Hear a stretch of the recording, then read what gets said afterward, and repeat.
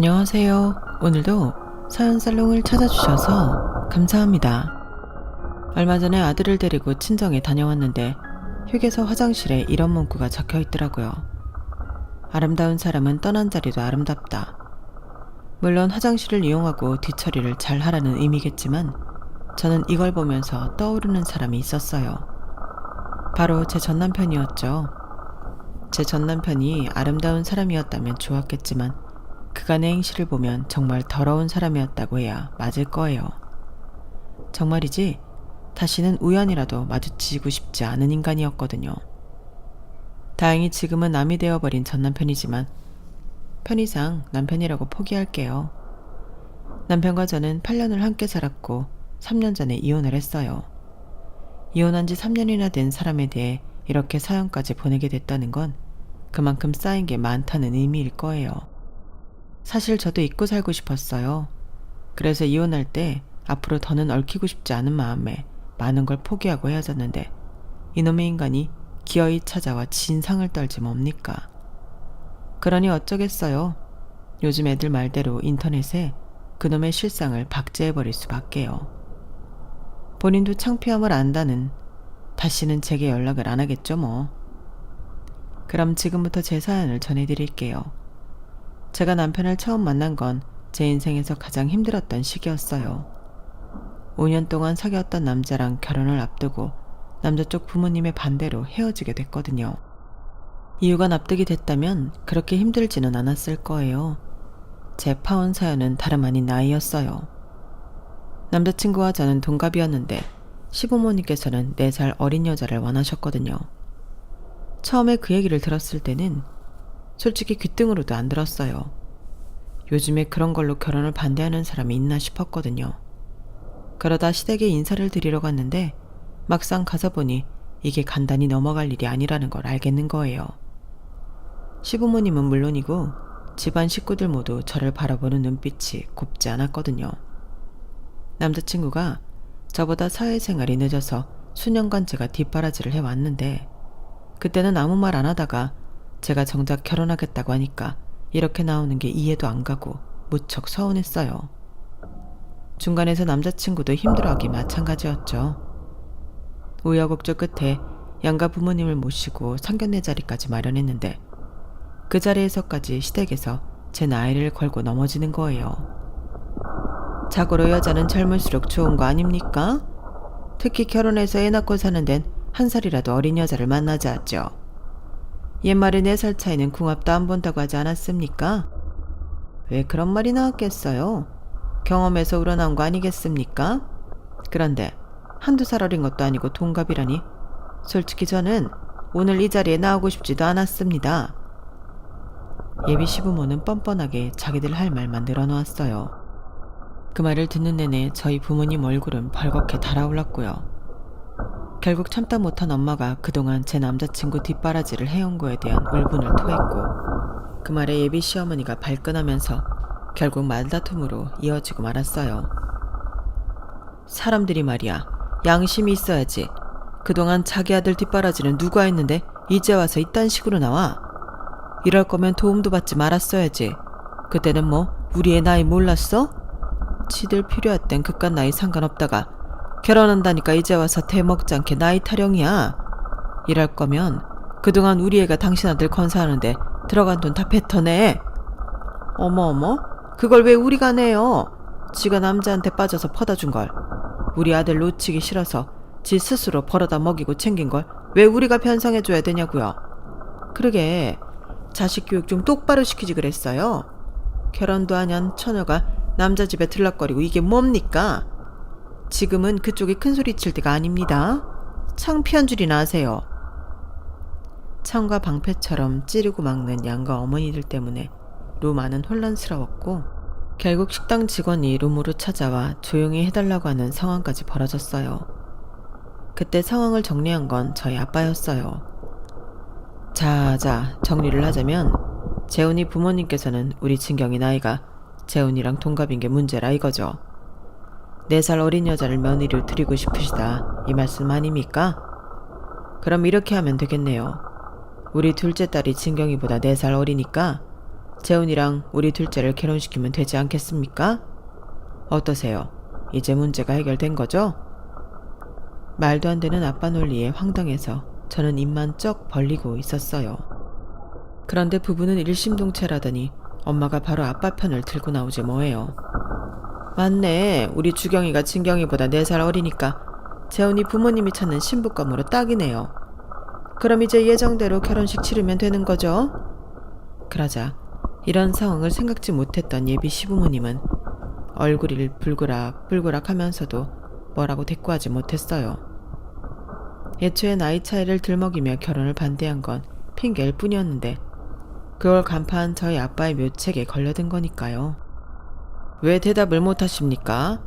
그쪽에 우리 딸 나이가 문제라길래 나이 맞는 둘째를 내어드린다는데 왜 대답을 안 하시냐고요? 애초에 나이는 상관도 없던 거 아닙니까? 대답하세요. 부모가 대답을 못하니 그럼 재훈이 자네가 해보게. 지난 4년간 자네 뒷바라지해온 내 딸 버리고 딴 여자랑 결혼할 계획이었지? 그래서 말도 안 되는 아이를 걸고 넘어진 거 아니냐고.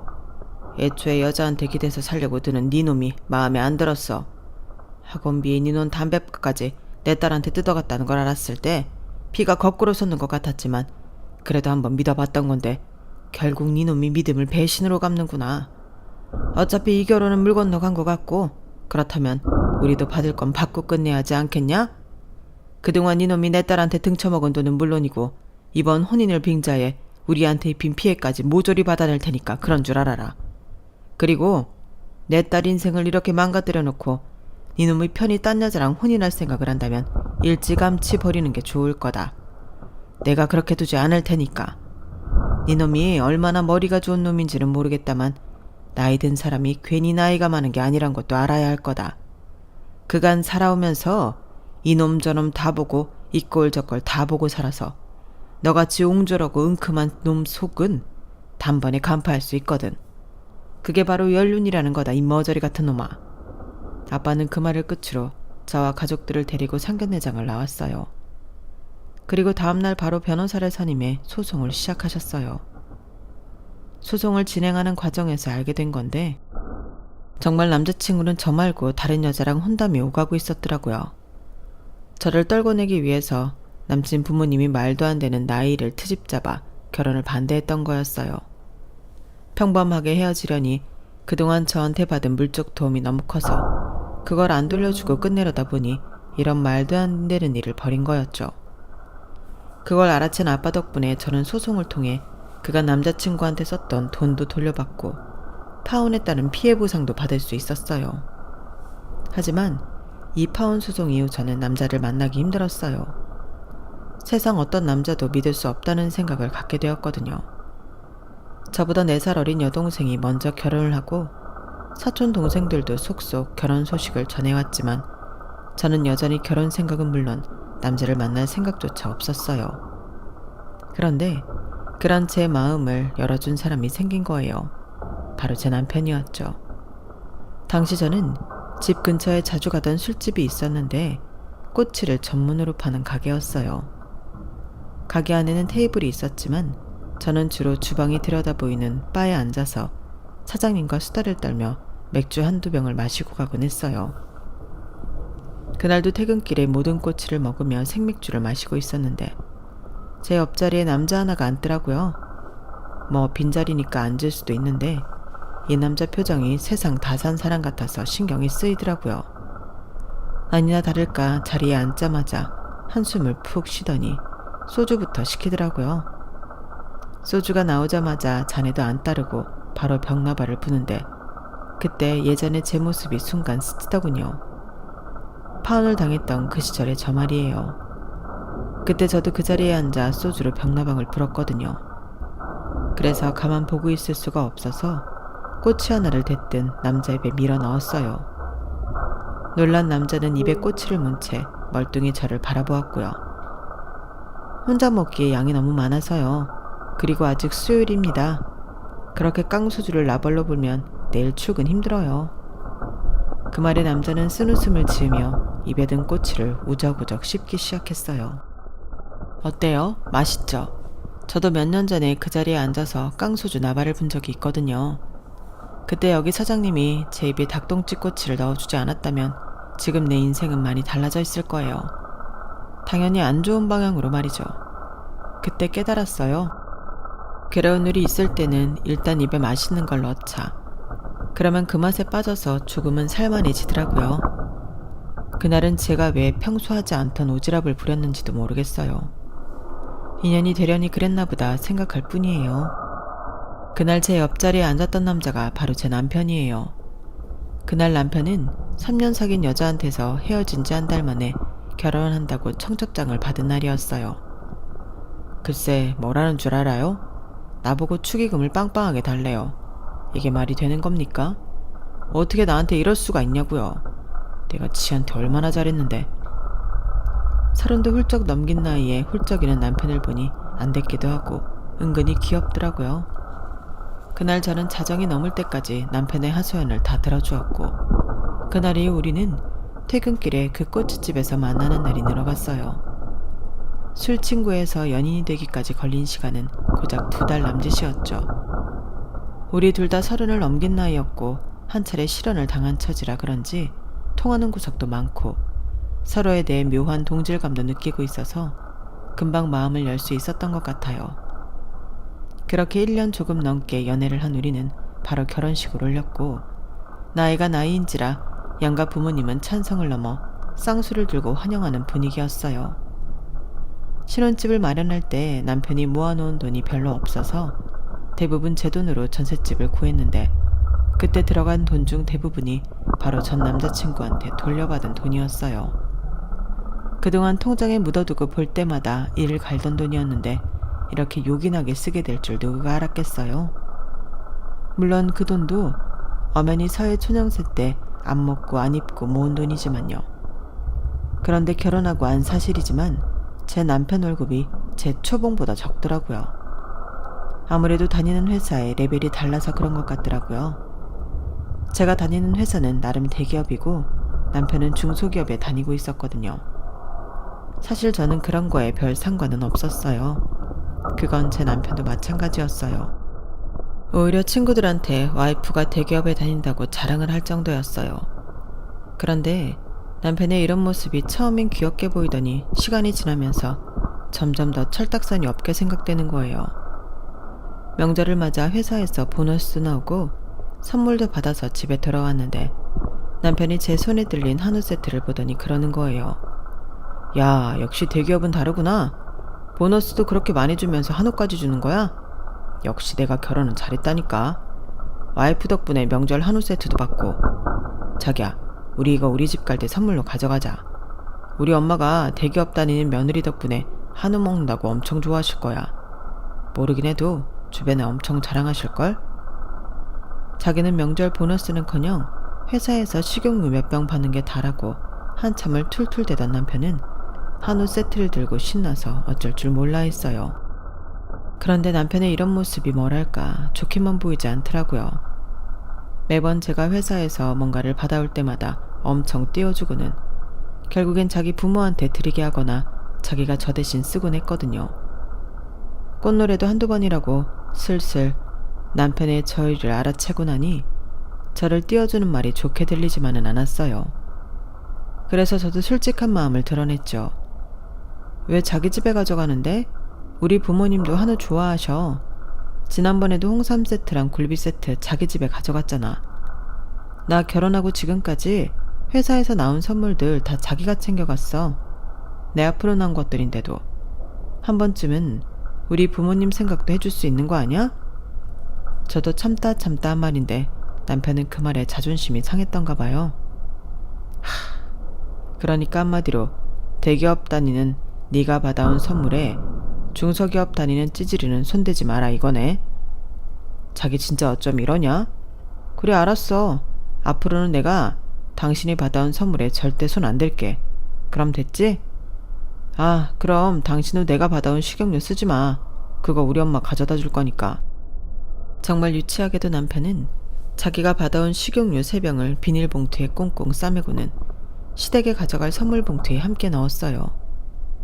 내가 괜한 말을 해서 남편 자존심을 긁은 건가 싶기도 했지만 그래도 남편의 이런 반응을 보니 한 번은 짚고 넘어가는 게 맞겠다는 생각도 들었어요. 문제는 그해 명절에 시댁에 가서 남편이 도착한 날부터 돌아오는 날까지 그놈의 한우 세트 얘기를 주구장창 했다는 거예요. 엄마, 이거 한우야? 아니지, 수입산이지?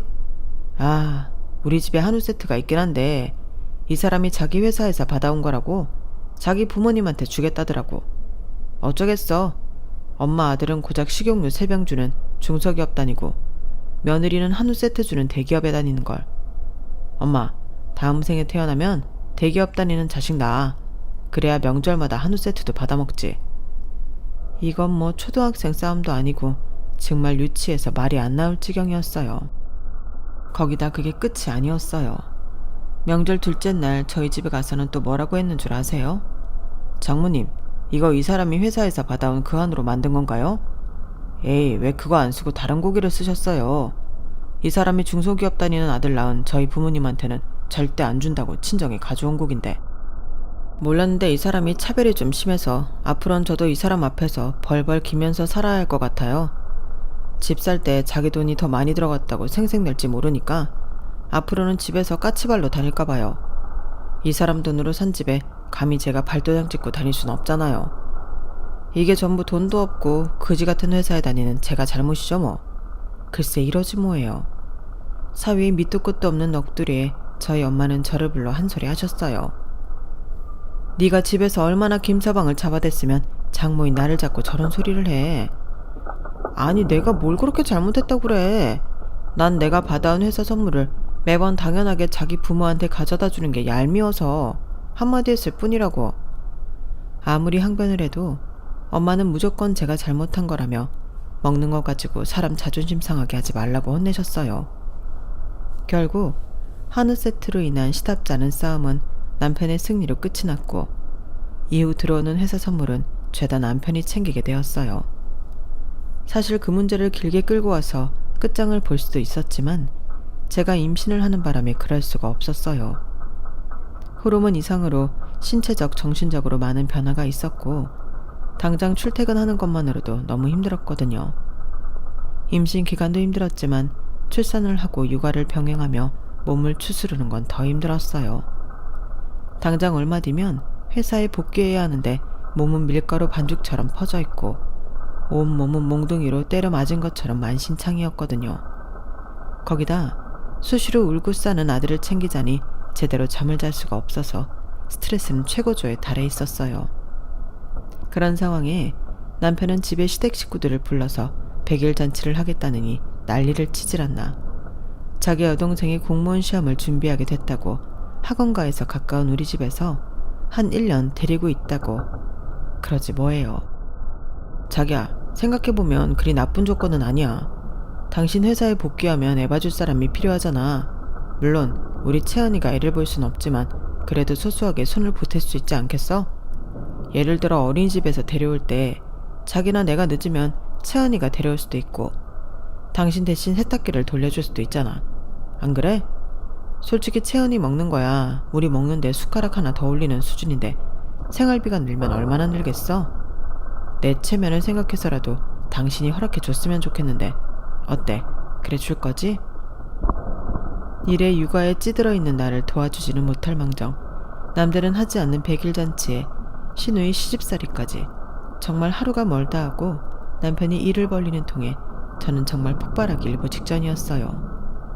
거기다 남편의 말과 달리 신우이는 저희 집에 들어오자마자 마치 공주 대접 받으려는 사람처럼 가사일에는 손끝 하나 대지 않더라고요.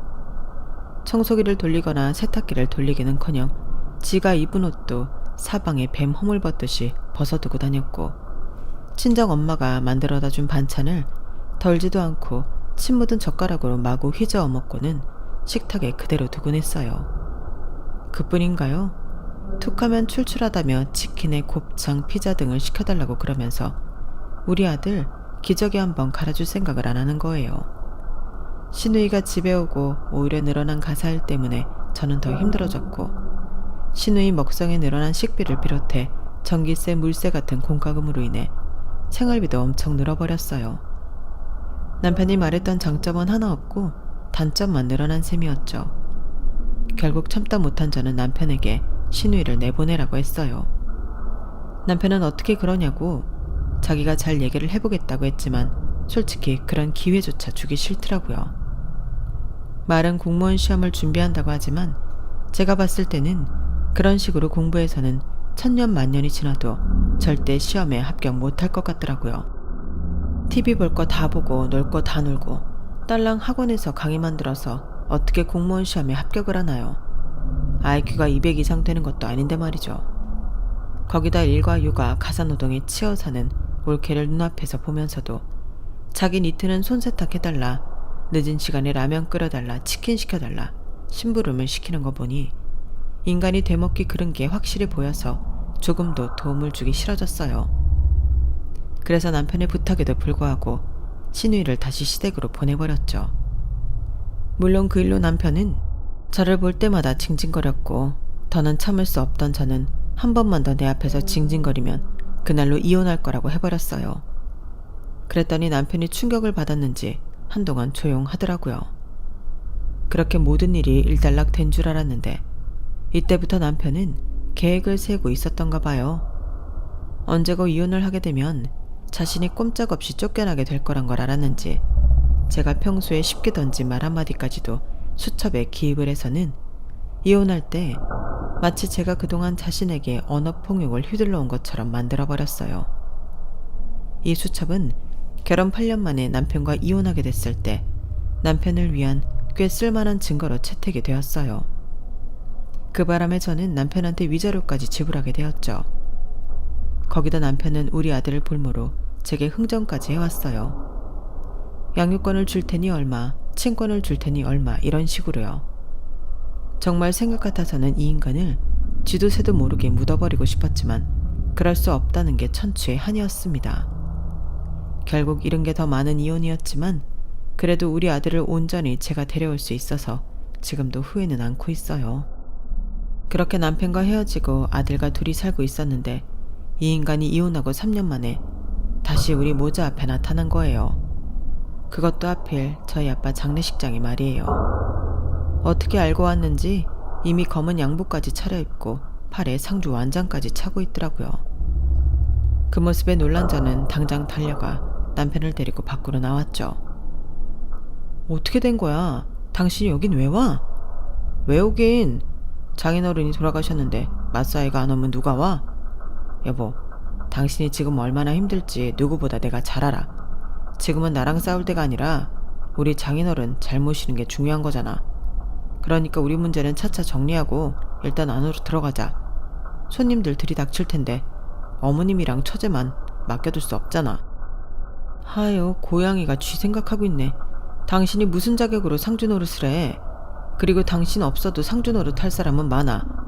주경에 남편도 있고 내 아들도 있으니까 그러니까 괜한 집 버리지 말고 돌아가. 그런데 하필 그때 육촌 당숙이 저희를 보시고는 다가오셨어요. 제가 이혼한 사실을 모르셨는지 제 남편 손을 잡으시곤 반가워하시더라고요. 아유, 우리 김서방이 고생이 많네. 장인 상 치르느라 얼굴이 반쪽이 된 거 봐. 근데 장례식장은 안 지키고 왜 둘 다 나와 있는 거냐? 그러자 남편은 이때다 싶었는지 재빨리 대답을 했어요. 당수걸은 오신다고 해서 기다리고 있었죠. 어서 들어가세요. 여우 같은 남편은 그렇게 당수걸은을 모시고 장례식장 안으로 들어갔고 은근슬쩍 상주 노릇을 해가며 친척들한테 눈도장을 찍었어요. 엄마랑 여동생은 당장 돌려보내라고 난리였지만 아빠 장례식장에서 큰 소리를 칠 수 없었던 탓에 두고 볼 수밖에 없었어요. 그런데 탈상 전날 밤 친척들 사이에서 저희 아빠 유산 얘기가 흘러나온 거예요. 그 자리에는 제 남편도 끼어 있었는데 그중 한 사람이 제 남편한테 그러더군요. 이미 이혼까지 했으니 유산 상속도 못 받을 텐데 여기엔 뭐하러 와서 고생이야. 듣자 하니 헤어질 때 많이 안 좋게 헤어졌다던데. 에이, 누가 그래요. 저 사람 아직 저한테 미련 있어요. 그러니 장인어른 장례식에 온 저를 밀어내지 않고 그냥 두는 거죠. 그리고 우리가 비록 이혼은 했지만 그래도 한때 맞싸였는데 장인어른이 제 앞으로 유산을 안 남기셨겠어요? 다들 아시잖아요. 장인어른이 저 많이 예뻐했던 거요. 모르긴 해도 꽤 남기셨을 거예요. 남편은 실실거리며 진짜 유산을 기대하는 사람처럼 굴었어요. 그 모습을 보니 우라가 치밀더라고요. 그래서 다들 있는 앞에서 확실히 해야겠다 싶더라고요. 유산? 누구 맘대로 유산을 받겠대. 당신이랑 나 이미 끝난 지 오래인 사이잖아. 우리 아빠가 살아생전에 당신이라면 일을 박박 가셨어. 그런 사람이 퍽이나 유산을 남기셨겠다.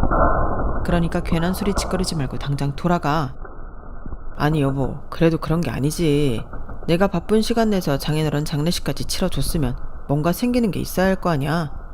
당신 앞으로 나오는 유산이라도 조금 떼어줄 수 있잖아. 그 정도는 해줄 수 있지? 세상에, 그러니까 이 인간은 이미 헤어진 아내 부친의 유산을 뜯어먹자고 여기까지 달려왔던 거예요. 아무리 얼굴에 철판을 둘러도 그렇지 이렇게 철면 필 줄은 몰랐네요. 그래서 남편이 원하는 그 유산 나눠주기로 했어요. 그래, 당신이 그렇게까지 원한다면 어쩔 수 없겠네. 우리 아버지 유산 받고 싶댔지. 그래, 줄게. 엄마랑 나랑 내 여동생, 그리고 당신 이렇게 넷이 똑같이 나누면 되겠다. 이런 걸 제부한테까지 나누긴 좀 그렇거든. 정말? 그래, 생각 잘했어. 아무래도 둘째 사이는 자격이 안 되지.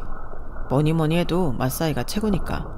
그래, 총 유산은 얼마나 된대? 됐자하니 한 5억 가까이 된다나 봐. 그래? 그럼 1인당 1억 2,500 정도 받을 수 있는 거네. 생각보다는 액수가 적긴 하다. 장인어른이 회사도 가지고 계셨고 부동산도 꽤 있던 걸로 아는데. 그랬지. 근데 아빠가 하시던 사업이 잘못돼서 회사를 정리하게 됐거든. 그거 정리하고 나니까 빚만 5억 정도 남더라고. 빚이라는 말에 남편 눈빛이 살짝 흔들렸어요. 그 틈을 노리고 저는 아예 쐐기를 박을 생각이었죠. 제부, 아빠 빚이 5억이라고 그랬죠. 그거 4등분으로 나누면 1인당 1억 2,500이니까 당신이 1억 2,500만 원 갚으면 되겠다. 뭐? 이게 무슨 개소리야. 내가 왜 빚을 갚아? 왜긴 왜야. 빚도 유산이라는데 당신이 원하는 유산 받게 해준다는데 싫어? 그것까지 받자고 당신이 쪽팔림도 무릅쓰고 여기까지 온 거잖아. 안 그래? 원래 자기가 공짜를 좋아하는 건 알았지만 이미 수년 전에 인연 끊어진 장인 유산 뺏자고 여기까지 오다니 정말 대단해. 그래도 맞사이라서 그런가 자기 통이 꽤 크다? 전 장인 빚을 1억 2,500이나 가져다 준다고. 솔직히 자기가 이 정도까지 해줄 줄은 몰랐는데 내가 당신 만나고 오늘이 제일 남자답게 보인다. 그래, 기왕 쇳불도 당긴 김에 빼랬다고 유산 증서에 사인부터 하고 가라. 제부, 아까 변호사가 가져온 서류 있잖아요. 그거 좀 가져다 주세요. 실은 아빠 회사 일 도와주시던 변호사가 아까 서류 가져다 주고 갔거든. 어서 사인부터 하자고. 어서. 그 말에 남편은 정색을 하며 소리쳤어요. 이 여자가 웃기네. 이미 헤어졌으면 끝이지 무슨 유산을 나누재. 난 도의적으로 장례일 도우러 온 거지 다른 마음은 추워도 없으니까 괜히 몰아세우지 마. 그러면서도 한편으로 제가 거짓말을 하는 게 아닌가 의심하는 눈치였어요.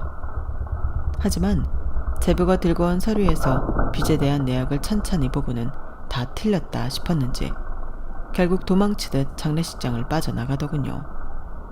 유산은 받고 싶어도 빚은 싫었던 거죠. 그런데 남편이 하나는 알고 둘은 몰랐던 거예요.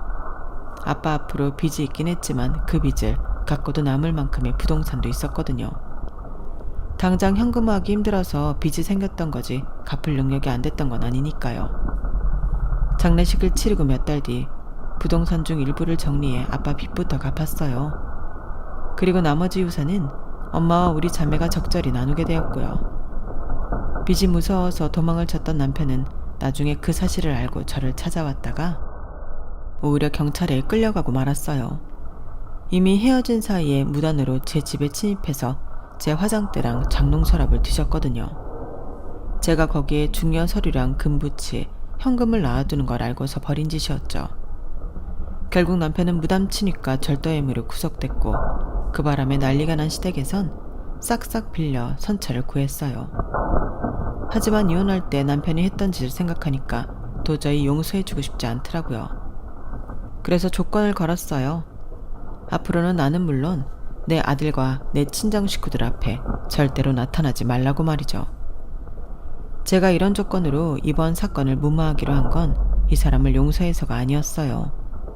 어차피 남편을 무단치니까 절도로 구속돼도 초범인데다 동종 전과 이력도 없고 이런저런 사항까지 더하면 우리나라 재판에서 기소유예 받을 게 뻔했거든요. 그러니 차라리 내가 원하는 조건이라도 걸어서 공증문서화 해두자 싶었던 거예요. 결국 그 계획은 성공했고 남편은 절대 다시 저희 모자 앞에 나타나지 않기로 했어요. 남자 보는 눈이 없어서 2번이나 꽝을 골랐던 저는 제 인생의 마지막 남자를 위해 살아갈 생각입니다. 그게 누구냐고요? 바로 제 아들이에요. 적어도 아들한테만큼은 최고의 엄마로 남고 싶거든요. 그래서 오늘도 힘을 내보려 합니다. 여러분도 오늘 하루 화이팅 하시길 바랍니다. 지금까지 제 사연을 들어주셔서 감사합니다. 여러분, 사연 댓글에 응원과 현명한 조언 부탁드려요. 좋아요와 구독은 저에게 큰 힘이 됩니다. 오늘도 좋은 일 가득하세요.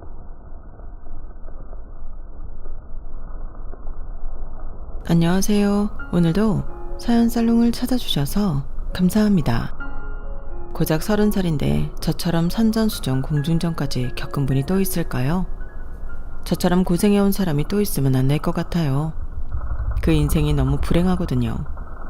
젊은 나이에 너무 가엾잖아요. 제가 겪은 일들을 짧게나마 나열해 볼까요? 우선 어릴 적 아빠가 돈을 쫓아 우리 모녀를 버리고 떠나가 버렸어요. 그놈의 돈이 뭔지 어린 나이에도 정말 왼수 같아 보이더라고요. 가족을 버리고 갈 만큼 부잣집 사모님하고 재혼했으면 양육비라도 많이 주면 좋으련만 그것도 아니었어요. 심지어 아빠가 외국으로 떠나면서 연락이 끊겨 우리 모녀는 정말 힘들게 살아야 했어요. 세상에 둘밖에 없으니 엄마와 저는 정말 애틋하게 지냈어요. 게다가 엄마 건강이 늘 안 좋았거든요. 엄마가 어떻게 돼버릴까봐, 금방이라도 죽어버릴까봐 늘 전전긍긍하면서 엄마 곁을 지켰던 기억이 나네요. 얼마 전 산불이 무섭도록 크게 나던데 전 그 자연재해 피해를 입으신 분들의 심정을 충분히 이해할 수 있어요. 전 화재는 아니지만 물난리를 크게 겪은 이재민이었거든요. 지하방에서 월세살이 할 때 얼마 없지만 세간살이며 다 둥둥 떠내려가 봤죠. 아무리 바켓으로 물을 퍼다 바깥에 부어도 빗물은 하염없이 차올랐어요. 온 세상이 원망스러운 나날이었죠. 그렇게 지하방에서 비극적인 경험을 하고는 옥탑방으로 올라갔더니 글쎄 춥고 덥고 난리도 아니더군요. 그뿐 아니라 무시무시한 강도가 침입하여 우리를 협박하고 험한 일도 당할 뻔했죠. 그때 생각하면 아직도 아찔해요. 그 경험을 토대로 사람이 가장 무서운 존재라는 걸 깨달았어요. 그 전까지만 해도 귀신이나 도깨비, 괴물, 좀비 같은 게 무서웠는데 사람이 제일 잔인하고 두려운 존재더군요. 하긴 여러분 상상을 해보세요. 지금 당장 내 침대 밑에 귀신이 숨어있는 게 무섭겠어요? 아님 사람이 숨어있는 게 무섭겠어요? 상상만 해도 무섭고 오싹하네요 정말. 이제 온갖 난리는 다 겪었다고 생각했는데 엄마가 갑자기 급성 간부전이 와서 눈이랑 피부가 다 노랗게 황달이 왔어요. 저에게 있어 세상 전부인 엄마의 건강이 안 좋아지니 위기감이 들었어요. 우리 엄마마저 날 혼자 두고 저 세상으로 떠나버릴까봐 얼마나 무서웠는지 몰라요. 그러다가 극적으로 간 이식 수술을 받고는 지금까지 큰 문제 없이 잘 지내고 계세요. 그렇게 10대 시절을 겪고는 20대가 되어 공무원에 합격해 안정적으로 잘 살아갈 것만 같았어요. 그런데 결혼을 크게 잘못하는 바람에 제 인생이 또 나락으로 떨어질 뻔했네요. 남편의 형네 부부가 의사인데 세상에 그런 상전이 따로 없더라고요. 우리 집안에선 대통령보다 그 형네 부부가 더 높은 사람이었어요. 의사가 그렇게까지 아주 위대한 존재인 줄 몰랐네요. 남편과 시모가 정상적인 사람이었다면 그래도 결혼 생활을 잘 유지했을 거예요. 형네 부부야 뭐 안 보면 그만이니까요. 그런데 불행하게도 결혼 생활에서 가장 큰 버팀목인 남편이 제일 이상한 사람이었어요. 착한 줄 알고 결혼했다가 아주 큰 코 다쳤네요. 그게 다 쇼고 연기였어요. 비열하기 짝이 없는 사람이었죠. 제가 시집살이를 호되게 당할 때 남편은 전혀 바람막이 역할을 해주지 못했어요. 집에도 잘 들어오지 않았으니까요. 웬 사업은 또 그렇게 잘 말아먹던지 구급 공무원 동료로 만났는데 결혼하고 딱 3개월 만에 그만두고 사업인지 뭐식인지 하겠다고 일을 벌이더군요. 제가 공무원 생활하면서 안정적으로 보니까 자기는 좀 더 리스크 있는 일을 해보겠다나 뭐래나. 하이 리스크 하이 리턴이라고 위험도가 커야 수익률도 크다나 어쩌나. 아주 온갖 개변을 다 늘어놓더니 다 말아먹더라고요. 꼭 능력 없고 사고치는 것들이 주둥이만 살아가지고 밤낮 없이 나불나불 거리죠. 아, 정말 남편을 비롯한 시댁 식구들이 기어코 제 수명을 줄이고야 말았네요. 결혼 생활하면서 한 3년은 수명이 줄어든 것 같아요. 제가 살면서 잘한 결정은 이혼이고 가장 후회되는 결정이 결혼이랍니다. 지금도 주변에서 겉만 번지르르 잘생긴 남자랑 결혼하려고 하는 친구들 말리고 있어요. 속까지 다 뒤집어 까보고 객관적으로 괜찮은 사람이면 결혼하라고요. 외모고 경제력이고 뭐고 일단 다 필요 없고 결혼하면 이혼하지 않는 이상 살맛대고 살아야 하니 성품이 제일 중요하다고 하면서 말이죠. 친구들도 제가 이혼하고 나니 제 조언을 경청하는 편이에요. 제 전철을 밟지 않기 위해서 말이에요. 아주 오래전 인연이 끊어진 줄 알았던 아빠가 말기암 환자로 돌아와서 저희 모녀에게 그래도 큰 행운을 가져다 주셨어요. 아주 실질적인 행운 말이죠. 그래서 이젠 경제적인 부분은 걱정 없이 살아갈 수 있을 것 같아요. 거의 빌다시피 하는 아빠와는 화해했고 그래도 내 핏줄인 아빠가 조금이라도 더 사줬으면 하는 바람을 갖고 있어요. 지금 현재 고민은 아빠의 완치인데 그게 현실적으로 불가능할 것 같아서 마음이 아프네요. 30살까지의 제 삶이 참으로 궁금하시죠? 산전수전 공중전까지 겪은 제 이야기를 끝까지 들어봐 주세요. 아마 그 어떤 영화 소설보다도 드라마틱할 거예요. 지금부터 시작해 볼게요. 저희 가정은 진짜 평범한 가정이었어요. 택시 운전사였던 아빠는 아주 크게 교통사고를 내고는 다시는 운전대를 잡지 않겠다면서 갑자기 노가다 일에 뛰어들었어요. 그런데 운동도 잘 안 하던 분이 힘겨운 노동일을 하려니 몸 여기저기가 성한 곳이 없었죠. 본인도 너무 힘들었던지 다시금 어떤 중견기업 건설사 회장의 운전기사로 취업이 되었어요. 그 건설사 회장님은 우리 가족에게도 참 잘해주셨어요. 성품이 너무 따뜻한 분이었죠. 성실하고 인물도 훤칠한 아빠가 운전을 잘해주니 대우도 잘 해주셨다고 해요. 가끔 우리 가족을 집으로 초대해서 대궐 같은 집 마당에서 바베큐 파티를 열어주기도 했어요. 그 집에 갈 때면 대체 집 입구가 몇 개인지 화장실 갈 때마다 길을 잃어버릴 정도였어요. 그런데 다소 고령이었던 회장님이 갑자기 심장마비로 돌아가시고 말았어요. 그래서 회장님의 와이프가 명목상 대표이사로 앉고 그 아래 전문 경영인을 두어 회사를 계속 이끌어 나가기로 했다더군요. 아빠는 회장님이 돌아가셨음에도 불구하고 사모님 운전을 계속 맡으며 직업을 유지할 수 있었어요. 우리 가족은 천만다행으로 생각했어요. 그런데 천만다행이 아니었더군요. 우리 가족에겐 재앙이나 다름없었어요. 한 1년쯤 지나자 아빠가 집에 잘 들어오지 않기 시작했어요. 엄마와의 사이도 당연히 안 좋아졌죠. 뭔가 서먹해지고 다툼이 잦아졌어요. 급기야 아빠가 폭탄 선언을 하셨어요. 명희 엄마, 그리고 명희야, 정말 미안하다. 진작 말했어야 했는데 너무 늦었어. 이미 일을 되돌리기엔 너무 늦은 것 같아. 잘 들어라. 난 이 집에서 오늘부로 나갈 거야. 이 전셋집은 주고 나갈게. 이 집을 월세로 돌려서 목돈을 이용하던지 명희 엄마 마음대로 해. 양육비도 매달 약간은 줄 테니 그건 걱정 말고. 아빠의 폭탄 발언에 저도 놀랐지만 당연히 엄마는 숨이 넘어가기 직전이었어요. 아니 뭐라고? 명희 아빠, 그게 무슨 말이에요? 아닌 밤중에 홍두깨도 아니고 집에 계속 안 들어오더니 바람이라도 났쇼? 대체 왜 이러는 거야? 그래, 내가 모시는 사모님이랑 정분났다. 그 사모님이 자기랑 재혼해주면 평생 떵떵거리며 잘 살게 해주겠대. 가족 버리고 오래. 명희 엄마, 내가 어릴 때부터 고아로 자라서 정말 힘들게 살아온 거 잘 알고 있지? 난 가난이 지긋지긋해. 아무리 벗어나려고 발버둥 쳐도 당최의 굴레를 벗어날 수가 없고 티끌 모아봤자 티끌이더라고. 이게 나한테는 복권 당첨이나 다름없어. 사랑이든 가족이든 다 필요 없어. 난 오늘부로 딴 사람이 될 거야. 부자가 될 거라고. 부자가 되고 싶어서 가족을 버린다니 이게 말이나 되는 이야기인가요? 그런데 실제로 우리 아빠가 한 말이에요. 그렇게나 돈을 좋아하던 아빠는 돈을 쫓아서 나비처럼 날아가 버렸어요. 그 후로 엄마에게 이혼장에 날아오고 아빠는 모든 절차를 변호사를 통해 진행하더군요. 우리 모녀의 얼굴도 보기 싫었나 봐요. 아마도 그 사모님인지 뭐시긴가 시킨 일이겠죠. 돈 앞에 장사 없었어요. 가족이고 자기 새끼고 다 필요 없는 양반이었죠.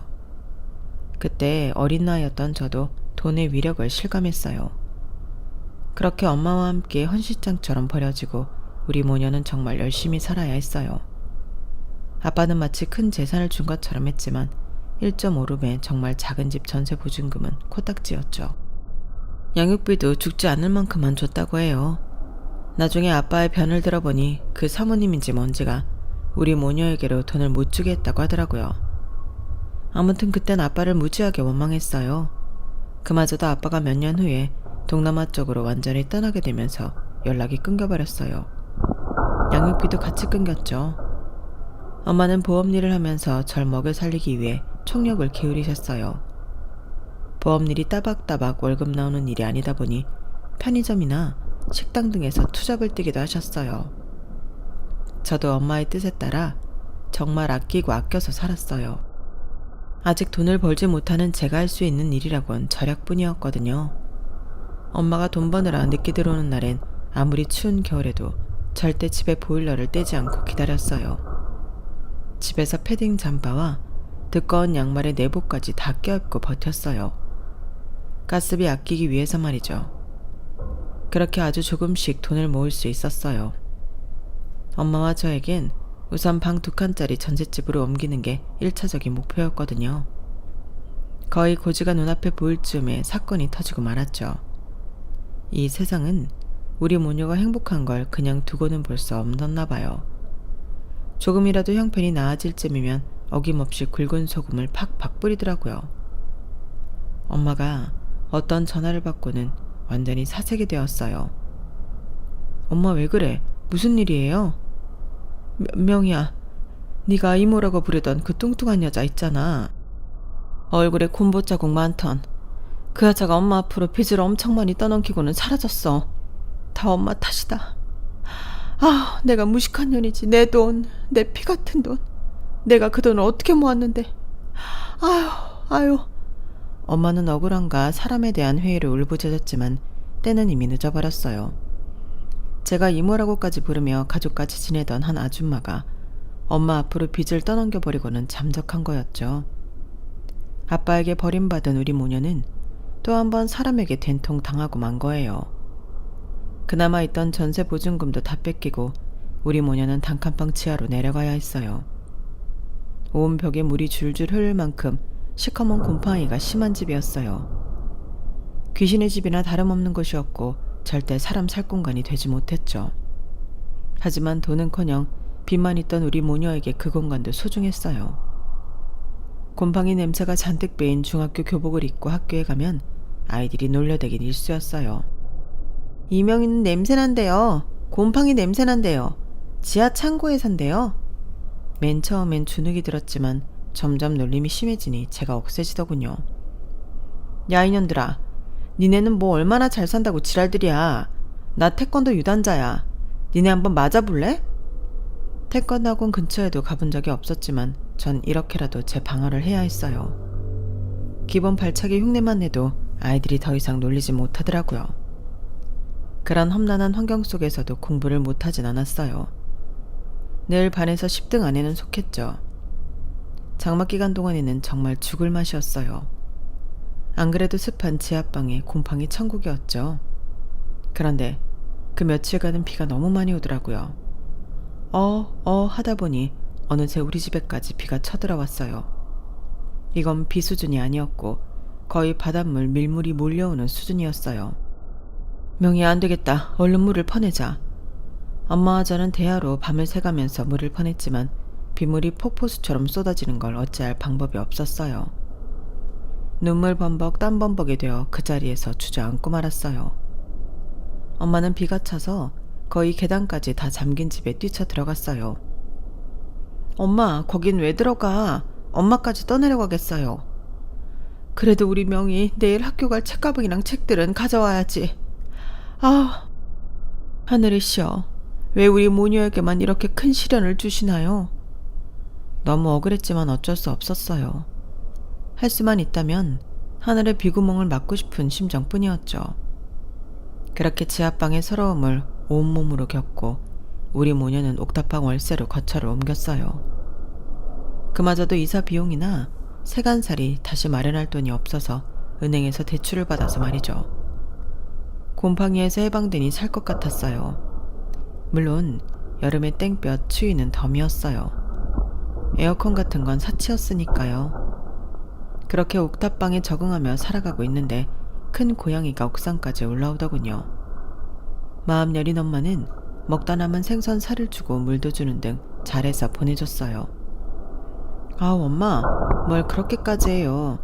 요즘 길고양이한테 밥 주지 말라고 돼 있던데. 에휴, 그래도 길고양이 보니 우리 신세나 별반 다르지 않은 것 같아서 말이야. 다 생명인데 다 같이 잘 살아야지.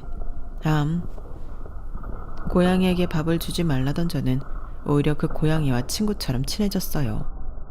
그 후로 한 1년쯤 엄마는 또 투잡 쓰리잡 뛰어가며 돈을 가열차게 모았고 저도 중학생이 되어 떡볶이집 아르바이트까지 하면서 용돈과 문제집 값을 벌어서 샀죠.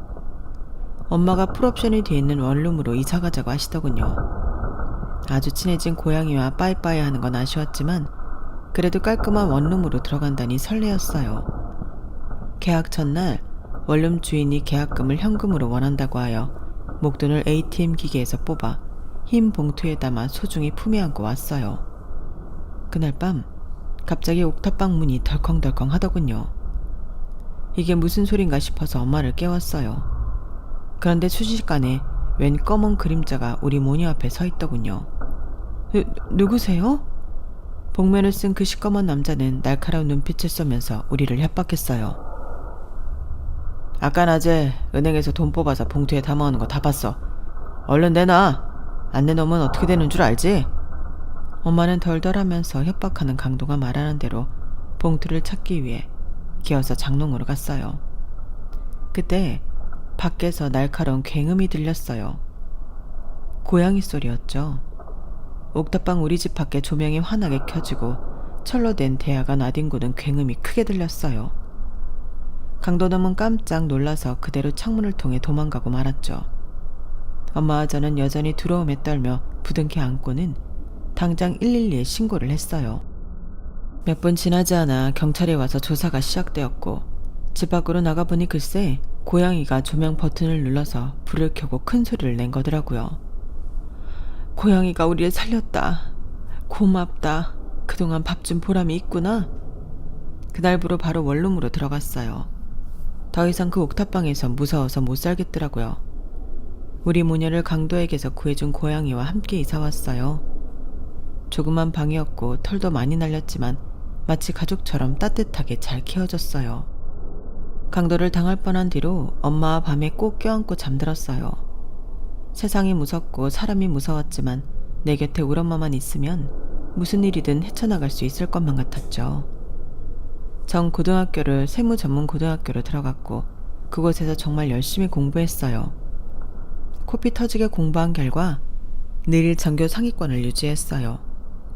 고졸 전형으로 세무 공무원이 될 수 있었고 드디어 저도 안정적인 직장에서 돈을 벌 수 있게 되었죠. 엄마, 이제 엄마 제일 편한 직장 한 개만 유지하고 좀 쉬엄쉬엄 하세요.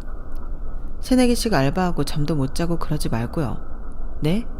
내가 야근도 많이 하고 해서 수당 최대한 많이 받아올게요. 친구들이랑 여행도 좀 다니시고요. 하지만 엄마는 제 말을 듣지 않으시고 더 가열차게 돈을 벌러 다니셨어요. 그러다가 사달이 나고 말았죠. 갑자기 어느 순간부터 엄마의 눈과 피부가 노란색으로 변해버렸어요. 그리고는 병원을 가보거나 손 쓸 새도 없이 그 자리에서 쓰러지고 말았어요. 저희가 살고 있던 원룸 건물의 1층 미용실 아줌마한테서 연락이 왔더군요. 명희야, 지금 직장이니?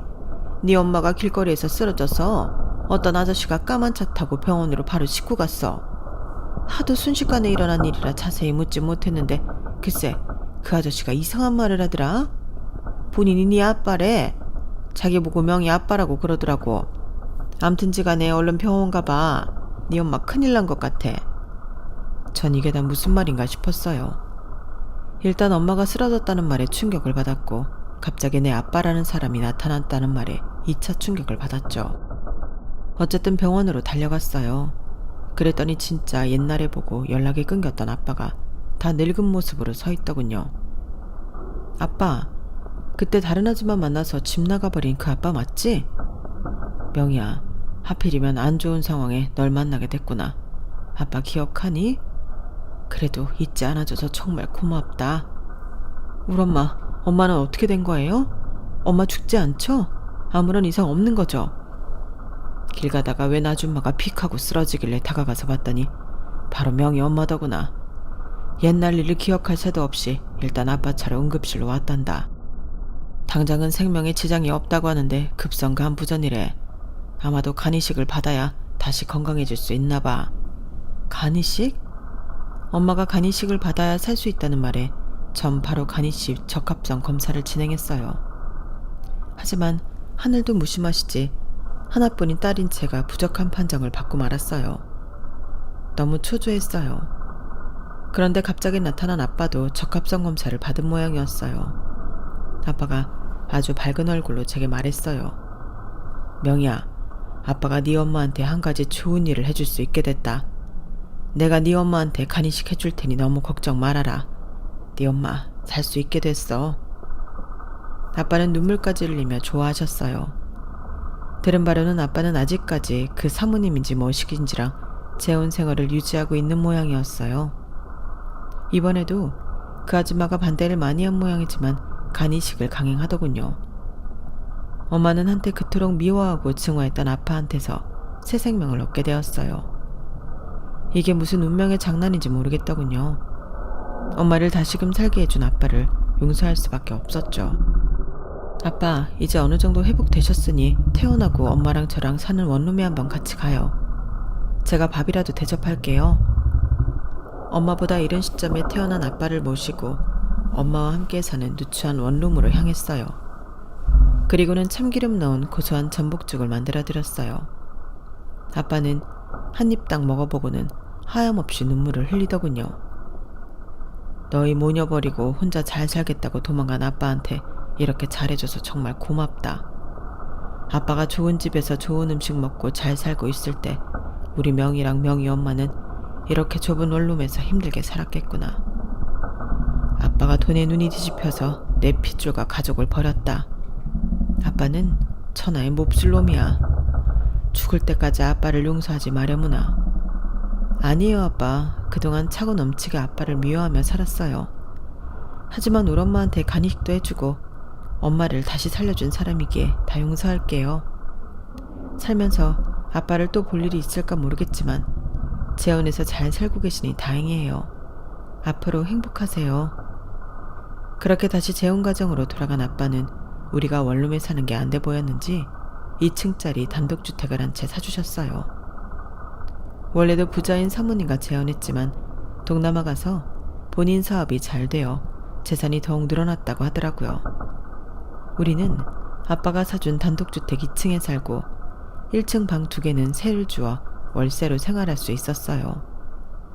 덕분에 엄마는 돈 걱정 없이 간이식 수술을 받고 충분히 회복 기간을 가질 수 있었어요.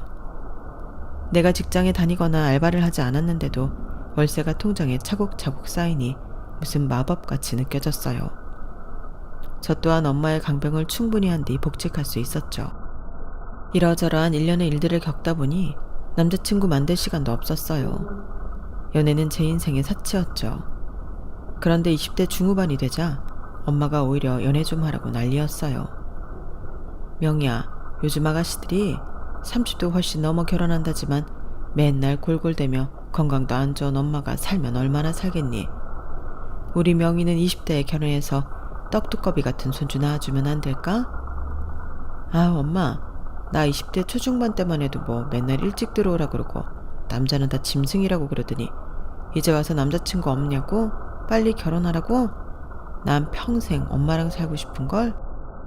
장난스럽게 엄마한테 말했지만 세상의 전무인 엄마 말을 그냥 흘려들을 순 없었어요.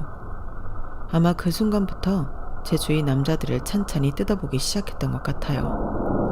그맘때쯤 주워들은 말이 있거든요. 결혼은 미친듯이 사랑하는 사람이랑 하는 게 아니라고 하더라고요. 그냥 내가 결혼하고 싶을 때 곁에 있는 사람하고 하는 거라는 말, 그게 와닿았어요. 그 말 때문에 직장 내 바로 옆에 있던 동료와 가까워지게 된 것 같아요. 그 동료가 예전부터 제게 이성적인 관심을 표현했거든요. 함께 커피도 마시고 영화관도 가는 사이로 발전했어요. 한마디로 사내 커플이 된 거죠. 그 사람의 이름은 성민철. 제겐 더없이 잘해주는 잘생기고 키 큰 남자였어요. 본인의 형과 형수가 둘 다 의사라고 하더라고요. 집안에 의사가 둘이나 있는 게 남친한테는 엄청난 자랑거리였어요. 게다가 남친 엄마까지 동참하여 그 집안은 모든 게 다 형네 부부 위주로 돌아가는 것 같더군요. 남친 엄마는 젊은 시절 투포한 선수였다고 하더라고요. 여자가 투포한 선수였더니 이력이 좀 특이했어요. 남친 아빠는 자식 둘 낳고 바로 돌아가셔서 힘센 엄마가 노가다 일도 마다 않고 두 아들을 열정적으로 키우셨다고 해요. 매우 희생적이고 따뜻한 엄마라며 남친은 본인 엄마를 굉장히 존경했어요. 남친이 그렇게 표현을 하니 저 또한 남친 엄마를 좋게 생각하게 되더라고요. 그도 그럴 것이 우리 엄마가 아빠 떠난 후 혼자서 저를 키우느라 너무 고생하는 걸 옆에서 봤기 때문에 뭔가 동병상련이 들었죠.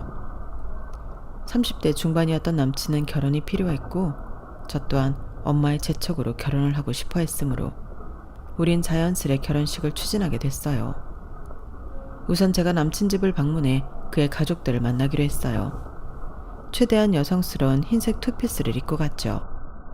그런데 절 처음 본 남친 엄마가 대뜸 주문한 내용이 정말 황당했어요.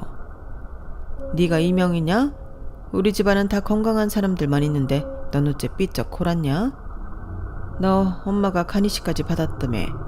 너도 간 안 좋은 거 아니냐? 이리 와봐라. 눈 좀 까보자. 누렇게 황달이는 건 아닌지. 황달은 없구만. 자, 이쪽 거실로 올라와서 스쿼트 좀 해봐라. 몇 개나 하는지 보자. 스쿼트? 처음 간 남친 집에서 그것도 예비시모 앞에서 스쿼트를 하라니 너무 당황하고 있는데 다행히 남친이 막아줬어요. 엄마, 무슨 스쿼트예요. 명이 건강해요. 걱정 마세요. 네 형은 공부 잘해서 의사 되고 며느리까지 의사를 데리고 왔는데 넌 구급 공무원이라 고작 구급 공무원밖에 못 데리고 오는구나. 게다가 고졸이라고? 에휴, 난 모르겠다. 니네 알아서 치킨 시켜 먹든지 마음대로 해라. 난 방에 들어가서 휴대폰이나 보고 들어 누워 있을란다. 남친 엄마의 푸대접에 의사라던 형네 부부도 비웃으며 같이 방에 들어가 버리더군요. 전 뭔가 만신창이가 된 기분이었어요. 자기야, 내가 이 집안에서 이렇게 환영받지 못하는 존재면 결혼까지 할 이유가 없는 것 같은데? 남친이 심드렁하면 정말 결혼 약속을 취소할 생각이었는데 남친은 적극적으로 제 맘을 돌리려 노력했어요. 간이고 쓸개고 다 빼줄 것처럼 굴었죠. 명희야, 결혼 취소니 뭐니 그런 말 하지 마. 나 진짜 심장 철렁 내려앉는다. 결혼하면 우리 엄마나 형네 부부 안 봐도 좋아. 결혼은 나랑 하는 거잖아. 크게 신경 쓰지 말고 하던 대로 결혼 진행하자. 내가 우리 명희를 얼마나 사랑하는지 잘 알고 있지? 이 오빠가 우리 명희 곁에 딱 붙어 있을 테니 아무런 걱정 말고 나만 믿고 따라와. 아마 남친의 그 마음이 결혼 후까지 이어졌다면, 남친이 말한 대로 결혼 생활에도 날 지켜줬다면 이혼 결정을 내리지 않았을 거예요. 남친의 말빨과 그 미소에 속아 넘어간 제가 바보 등신이죠 뭐. 잠깐의 망설임이 있었지만 눈 떠보니 결혼식이었어요. 친정엄마도 일단은 키 크고 잘생긴 사위값 데려왔다며 환영하셨어요. 남편은 결혼한 지 딱 3개월 만에 잘 다니던 공무원을 때려치고 갑자기 사업을 하겠다고 나섰어요. 그게 무슨 말이야? 사업이라니. 구체적으로 무슨 사업을 할 건데? 그리고 무턱대고 돈을 달라니. 내가 돈이 어딨어? 명희야, 몇 번 말하니? 지금 괜찮은 아이템을 찾고 있다잖아. 남자로 태어나서 째째하게 편의점 알바 정도나 되는 구급 공무원 월급 받아가며 생활해야겠어? 돈 좀 내놔봐. 결혼할 때 장모님이 주머니에 조금 찔러주셨을 거 아니야. 아니, 구체적으로 사업 계획을 완벽하게 세우고 퇴사해도 될까 말까인데 무턱대고 사표부터 지르고 이제서야 구성한다고 그러면 어떡해. 당신 미쳤어? 결혼전엔 제 말을 임금님 말보다 더 귀하게 여겨줬던 남편이 결혼 후엔 기등으로도 안 됐더군요. 지나가던 걔한테 말하는 게 더 낫겠다 싶을 정도로 말이죠. 암튼 돈이 조금이라도 모을 것 같으면 싹 다 뺏어가기 일쑤였어요. 그놈의 사업자가 난답시고 말이죠. 신혼임에도 불구하고 남편한테 푸대접 받는 동안 시모는 한술 더 떴어요. 야, 너 가진 돈 좀 있으면 우리 큰아들 부부 집 사는데 보태줘라. 네? 아주버님네 강남 60평 집 자가 아니었어요? 그래, 자가는 무슨 자가. 지금까지 월세 400만 원씩 내고 살고 있었는데 집주인이 나가라나 봐. 대출 받아 살아도 강남에 집 산다고 하니까 너도 좀 보태야겠다. 어머님, 저희도 집이 없어 반전세 빌라에 살고 있는데 무슨 돈을 빌려드려요. 저희도 은행에서 대출 받은 거 원금도 못 갚고 이자만 겨우 내고 살고 있는 거 잘 아시잖아요. 게다가 민철씨 요즘 사업한다고 집에도 안 들어오는 거 알고 계시죠? 쥐꼬리만한 제 월급으로 힘들게 살고 있는데 벼룩에 간을 내어 먹어도 유분수지. 돈 없어요 저희. 아주버님네 얘기만 나오면 시모는 눈이 돌아갔어요. 야 이년아, 저런 정없는 년 같은 이라고 가족끼리 서로 도우며 사는 거지. 내가 무슨 도둑이나 되는 것처럼 못 빌려준다고 난리냐?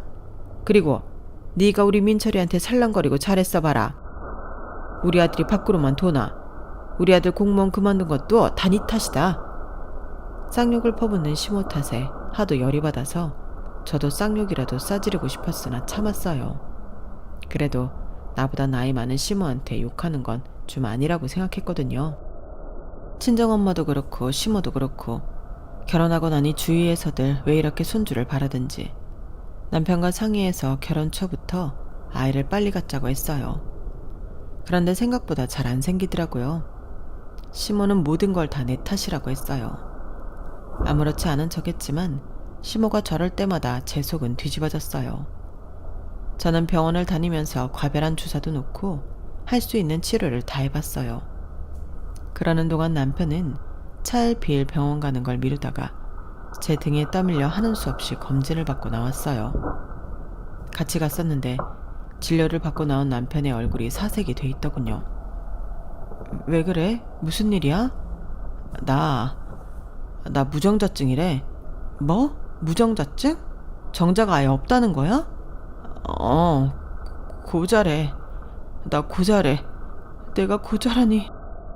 너무 충격을 받은 남편은 그 자리에 앉아 엉엉 울더군요. 전 주위 사람들이 보는 시선이 느껴져 남편을 데리고 병원 밖으로 나와서 이야기를 들어봤어요. 알고 보니 예전에 운동하다가 그 부위를 크게 다쳤는데 그 후로 그렇게 된 것 같다고 하더군요. 부부관계 자체는 문제가 없었는데 무정자증이었다니 저도 너무 놀랐어요. 이 사람과 결혼한 순간부터 모든 생활이 다 힘겨웠어요. 이제 남편의 문제로 아이까지 가질 수 없게 되었다니 내 인생이 어쩌다 이렇게 나락으로 빠져버렸나 스트레스를 엄청 받았죠. 아이를 가질 수 없는 몸으로 판명이 나니 남편은 더욱 가정생활에 소홀했고 개차반으로 행동했어요.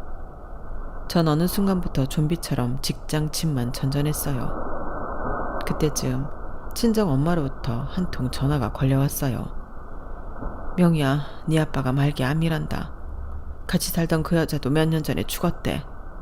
자기도 생이 얼마 안 남은 것 같다며 엄마랑 너를 보고 싶다네. 집으로 좀 와주겠니? 전 갑작스러운 소식에 너무 놀라서 집으로 갔더니 다 죽어가서 뼈만 남은 아빠가 자기 개인 비서와 함께 엄마 집에 와 있더라고요. 명희야, 결혼할 때도 못 가봐서 미안하다. 내가 같이 살던 마누라도 죽어버리고 사업도 다 정리하느라 정신이 없었어. 참, 하늘도 무심하시지. 모든 걸 다 정리하고 이제 맘 편히 살아보려는데 떡하니 말기암 선물을 줬지 뭐냐. 이제 나도 이 세상에서 정리당할 존재가 돼버린 거지. 그나저나 네 남편도 사업한다고 힘들어한다며? 사업이란 게 아무나 하는 게 아닌데 참. 그래도 결혼한 지 채 1년도 안 돼서 갈라서라고 할 수는 없으니 아빠가 조금이나마 보탬이 되고 싶어서 뭘 좀 준비해왔다. 아빠는 개인 비서를 시켜서 007 가방을 열게 했어요. 그랬더니 그 속에는 웬 황금 덩어리들이 반짝이고 있었어요. 커다란 금괴 10개와 황금 송아지며 황금 거북이들이었어요. 자, 요즘 금값이 많이 올랐다구나. 그동안 금 사두길 잘했지. 이 금괴 하나만 해도 1kg이니 한 개당 1억 5천원 할 거다. 총 10개이니 엄마랑 잘 상의해서 나눠 쓰도록 해. 난 곧 죽을 거니 앞으로 내 변호사가 이 집에 들락날락하면서 재산들 정리되는 대로 너랑 엄마 앞으로 명의를 돌려놓을 거야. 내가 관짝에 들어가면서 내 재산 다 들고 가고도 아니고 지금까지 아빠가 너랑 엄마한테 하지 못했던 몫을 다 하고 싶어. 아니, 내 돈 몇백억을 다 줘도 그동안의 죄는 못 씻겠지만 그래도 마지막 성이라고 생각하고 받아주렴. 몸무게가 40kg대로 빠져버린 앙상한 가시 같던 아빠가 너무 불쌍했어요. 이미 수년 전 갑자기 나타나 엄마에게 간이식을 해줬을 때 전 아빠를 다 용서했는데 아빠는 아직도 죄책감에 시달리고 있는 듯 했어요. 혹시 그러한 스트레스 탓에 암에 걸린 게 아닌가 싶어 오히려 제가 죄송하더군요. 아빠, 나랑 엄마는 아빠를 이미 다 용서했으니 지난날 다 잊고 편안히 치료받으세요. 우리 과거는 다 잊고 살아요. 제가 딸로서 아빠를 끝까지 지켜드릴게요. 아빠와 저 그리고 엄마 이렇게 셋은 부둥켜 안고 엉엉 울었어요. 수십 년간 켜켜이 쌓인 회한의 눈물이었죠. 아빠가 집에 돌아가고 엄마는 제게 이렇게 제안했어요. 명희야, 이번 성서방 생일이 결혼하고 첫 생일인데 장모인 내가 집에서 정성껏 밥상이라도 차려주고 싶어. 그리고 아빠가 준 금괴 10개 중 절반인 5개를 성서방 사업자금으로 대주고 싶어. 혹시 아니? 사업에 성공하면 다시 가정생활에 충실하게 될지? 전 엄마의 제안에 반대했지만 엄마는 끝까지 우기셨어요. 곁에서 보기에도 제 결혼 생활이 위태위태해 보였나 봐요. 남편에게 돈을 좀 쥐어주면 고분고분해질 줄 알았나 봐요. 일단 알았다고 하고 남편에게도 미리 일정을 알렸어요. 굳이 금괴 얘기는 꺼내지 않았어요. 나름 서프라이즈로 주고 싶었거든요. 그런데 생일 당일 아무리 남편을 기다려도 남편은 오지 않았고 카톡도 씹고 전화도 받지 않았어요. 그런데 예전 공무원 동료에게서 전화가 한 통 왔어요. 명희씨, 나 방금 길거리에서 민철씨 봤어. 웬 여자를 양옆에 둘이나 끼고 지금 유흥업소로 들어갔어. 술이 아주 만취가 됐던데? 말할까 말까 하다가 아직 결혼한 지 1년도 안 된 명희씨가 불쌍해서 전화한 거야.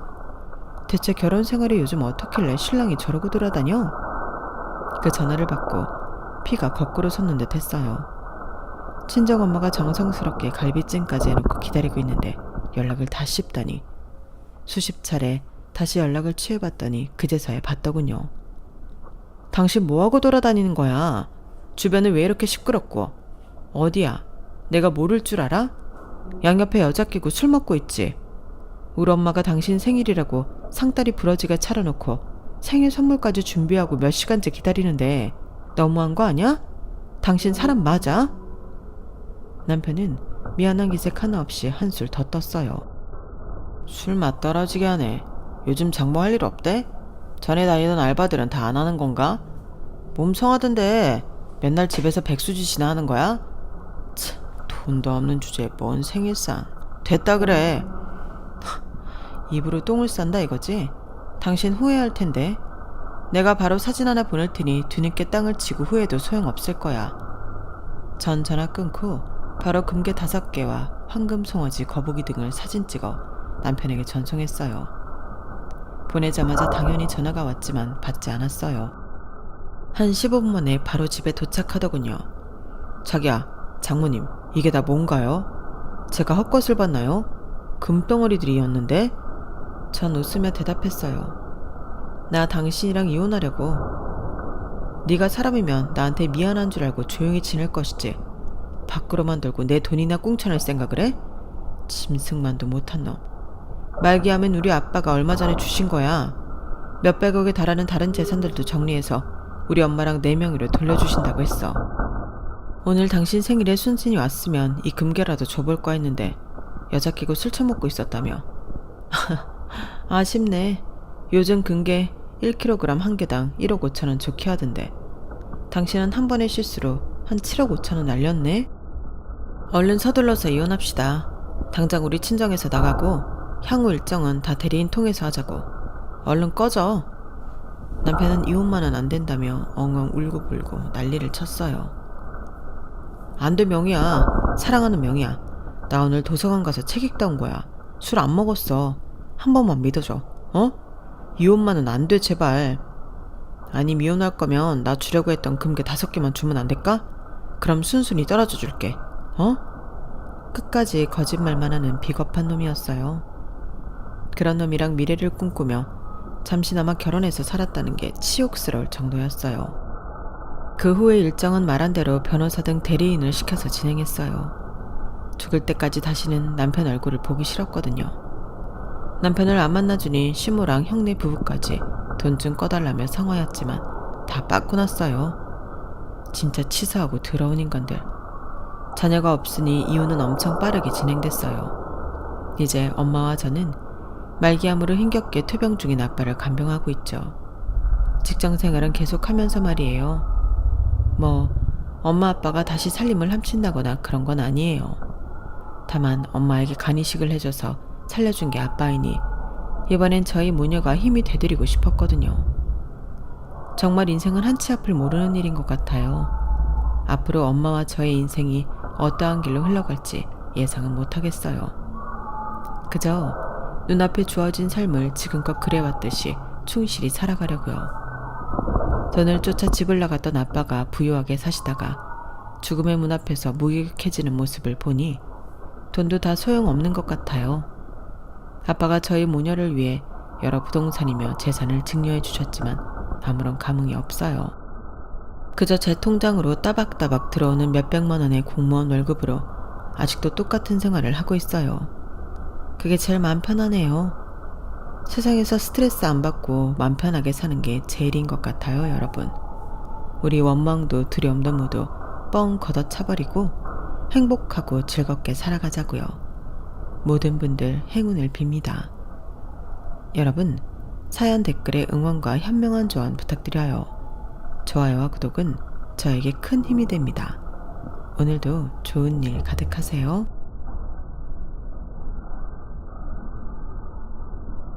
안녕하세요. 오늘도 사연살롱을 찾아주셔서 감사합니다.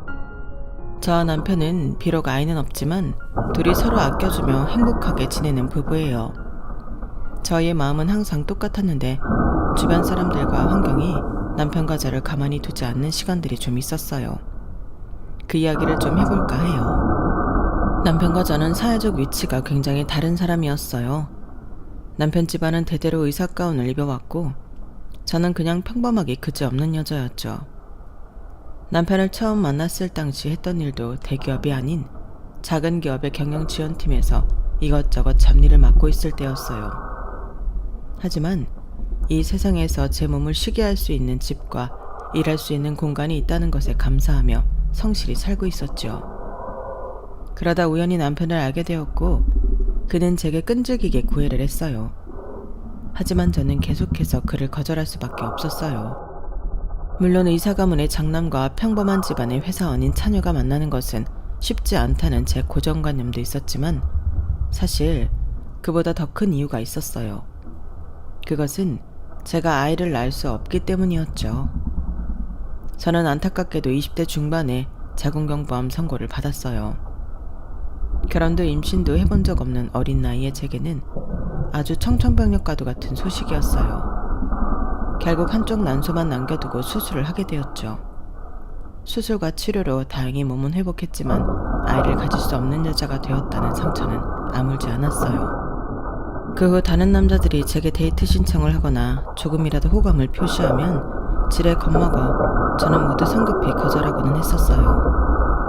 남편이 제게 고백했을 때 역시 저는 당신과 교제할 수 없다며 고개를 저었어요.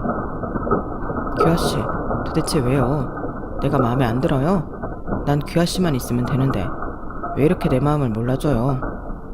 대범씨는 저보다 더 좋은 여자 만날 수 있잖아요. 저 같은 여자가 뭐가 좋다고. 시간 낭비하지 말고 빨리 다른 여자 찾아가세요. 다른 여자 싫고 규하씨가 좋다고요. 다른 조건 아무것도 안 보고 그냥 규하씨라는 사람 자체가 너무 좋다고요. 혹시 내가 의사라서 싫은 거예요? 뭐 부담스럽다거나 그런 거예요? 없잖아 있지만 완전 그것 때문은 아니에요. 그리고 의사니까 훨씬 좋은 여자 만날 수 있잖아요. 그러니까 그냥 그만 가요. 그럼 도대체 날 왜 이렇게까지 밀어내는 거예요? 이유라도 알려줘요. 도무지 떨어질 생각이 없는 남편에게 꺼내기 힘든 이야기를 털어놓았어요. 제가 아팠어서 임신을 할 수가 없어요. 사랑스러운 아이는 볼 수 없다고요. 그게 다예요? 네? 규하씨가 아파서 아기를 못 갖는다는 이유 때문에 날 밀어내는 거 맞냐고요. 대범씨처럼 잘생기고 멋있고 똑똑한 의사가 자기 DNA를 얼마나 자식에게 물려주고 싶겠어요. 대범씨 부모님도 그런 손주를 간절히 원하실 테고요. 저는 대범씨가 원하는 거 하나도 해줄 수 없어요. 그러니까 가세요.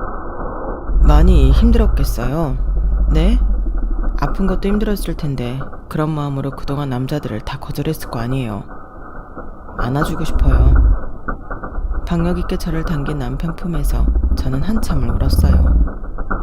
남편은 이런 어려운 이야기를 했을 때 유일하게 진심으로 공감해준 첫 남자였어요. 남편은 물러서지 않고 계속해서 저를 설득했고 저는 미안하면서도 고마운 마음으로 그의 청혼을 받아들였어요. 규아야, 괜찮아. 네가 아이를 낳을 수 없는 게 네 잘못이야? 그게 무슨 죄야. 그렇게 자꾸 움츠러들지 마. 난 미래에 있을지도 없을지도 모르는 우리 아이가 아니라 규아 너만 보고 결혼 약속하는 거야. 난 아이 없어도 돼. 규아 너만 있으면 돼. 진심이야. 남편은 정말 따뜻하고 좋은 사람이었어요. 제게 진정한 사랑을 가르쳐준 사람이기도 했고요. 하지만 예상대로 우리의 결혼은 많은 반대에 맞서야 했어요. 심지어 저희 부모님도 걱정을 하시며 괜찮겠냐고 수백 번을 물어보셨었죠. 남편의 집에 첫인사를 가던 날이 아직도 기억나요. 얼마나 긴장했는지 여름도 아닌데 들고 갔던 꽃 포장지가 축축하게 젖을 정도였으니까요. 남편은 떨지 말라고 응원을 해주었지만 저도 모르게 계속 움츠러들고 긴장되더군요. 처음에 이야기했듯이 내세울 것 없는 저와는 다르게 남편네는 전부 의사 집안이었거든요. 남편의 아버지뿐만 아니라 남편의 남동생과 그의 와이프까지 모두 의사였죠. 남편에게는 남동생이 하나 있었는데 남편보다 일찍 결혼을 했어요. 하지만 그 남동생은 사실 남편의 배다른 형제였어요. 남편은 친부와 친모 사이에 하나밖에 없던 외동아들이었는데 어릴 때 친모가 돌아가셨다고 하더군요.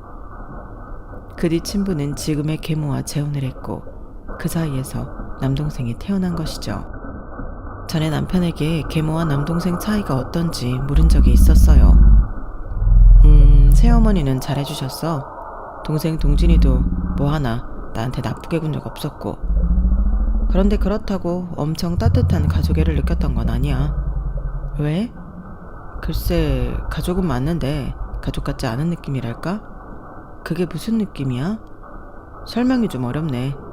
겉으로는 아무 문제 없어 보였지만 속마음 깊은 곳에서는 다가가기 어려웠달까? 아무래도 새어머니랑 그분이 낳은 동생이니까. 그치, 좀 그랬었나 보구나. 우리는 특히나 아버지 앞에서 더욱 어색한 모습을 보이지 않으려고 노력했었어. 나도 새어머니도 동진이도. 그럼 아버지는 속 깊은 사정까지는 잘 모르셨겠네. 우리 엄마 그렇게 빨리 잃고 겨우 새 가족 울타리 만드셨는데 내가 그 안정감을 깨고 싶지 않았어. 아버지는 정말 좋은 분이셨거든. 내가 너무 존경하고 사랑하는. 그래서 더 아버지께 나쁜 모습, 초라한 모습, 힘든 모습 보이기 싫었어. 자기 엄청 효자였구나. 효자는 무슨. 아버지는 정말 대단한 분이셔. 남편 말대로 시아버지는 엄청난 사람이었어요. 시아버지는 의학 분야에서 모르는 사람이 없을 정도로 유명한 의사였다고 해요. 더욱 유명해진 이유는 시아버지와 뜻을 같이 한 친구 두 분이 공동으로 병원을 설립하시면서부터였죠.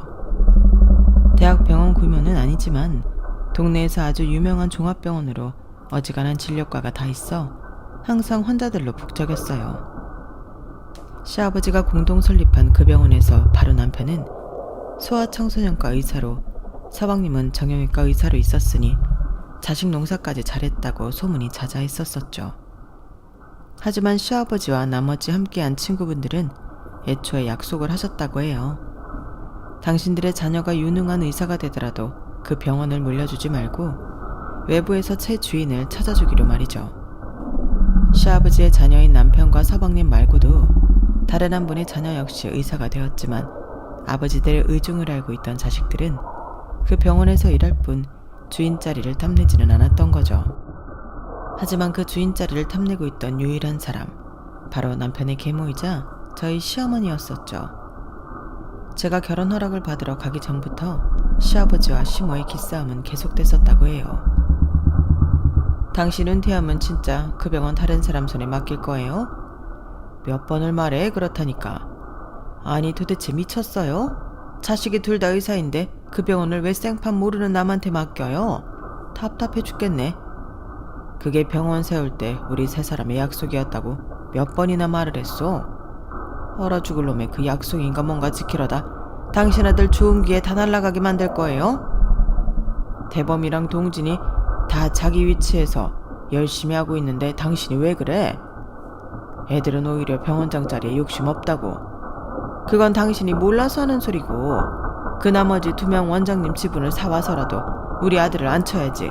그게 무슨 개똥 같은 약속이야. 약속은. 어허, 이 사람이. 김 원장 아들은 미국으로 유학 가서 자리 잡았다면서요. 정 원장 자식도 뭐 실력이 엄청 괜찮은 애가 아니라서 물려줄 수 없다면서요. 우리 동진이야말로 학교 수석으로 졸업하고 여기저기서 모셔가겠다고 하는 수재인데 그냥 당신 밑에서 일 시키다 애 인생 끝나라고요? 끝내기는 뭘 끝내? 동진이나 다 유능한 의사니까 이 병원 아니고도 나중에 더 좋은 곳으로 가거나 더 크게 발전할 수 있어. 여기에 목매고 하고 싶지 않단 말이야. 그리고 만에 하나 물려주더라고도 대범이가 장남에다가 실력도 있는데 왜 동진이 얘기를 하는 거야?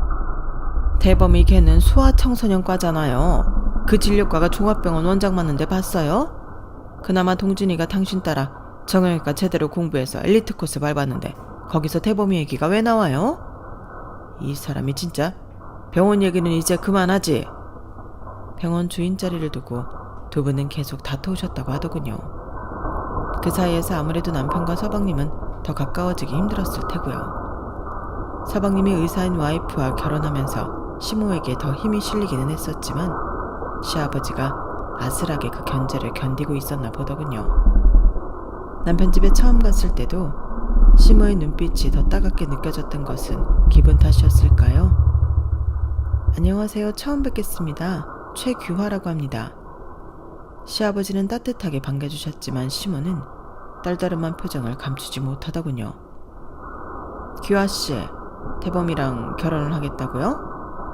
반갑지 않다는 목소리로 시모가 예의를 차려 제게 물었어요. 네, 허락해 주신다면 대범씨와 단란한 가정을 꾸리고 싶습니다. 대범이 의사인 거 알고 있죠? 여기 아버지도 그리고 대범이 동생이랑 재수시 되는 사람도. 이 집에서 의사 아닌 사람은 나랑 이 반려견밖에 없어요. 네, 다 알고 있습니다. 너무 대단하다고 생각하고 있고요.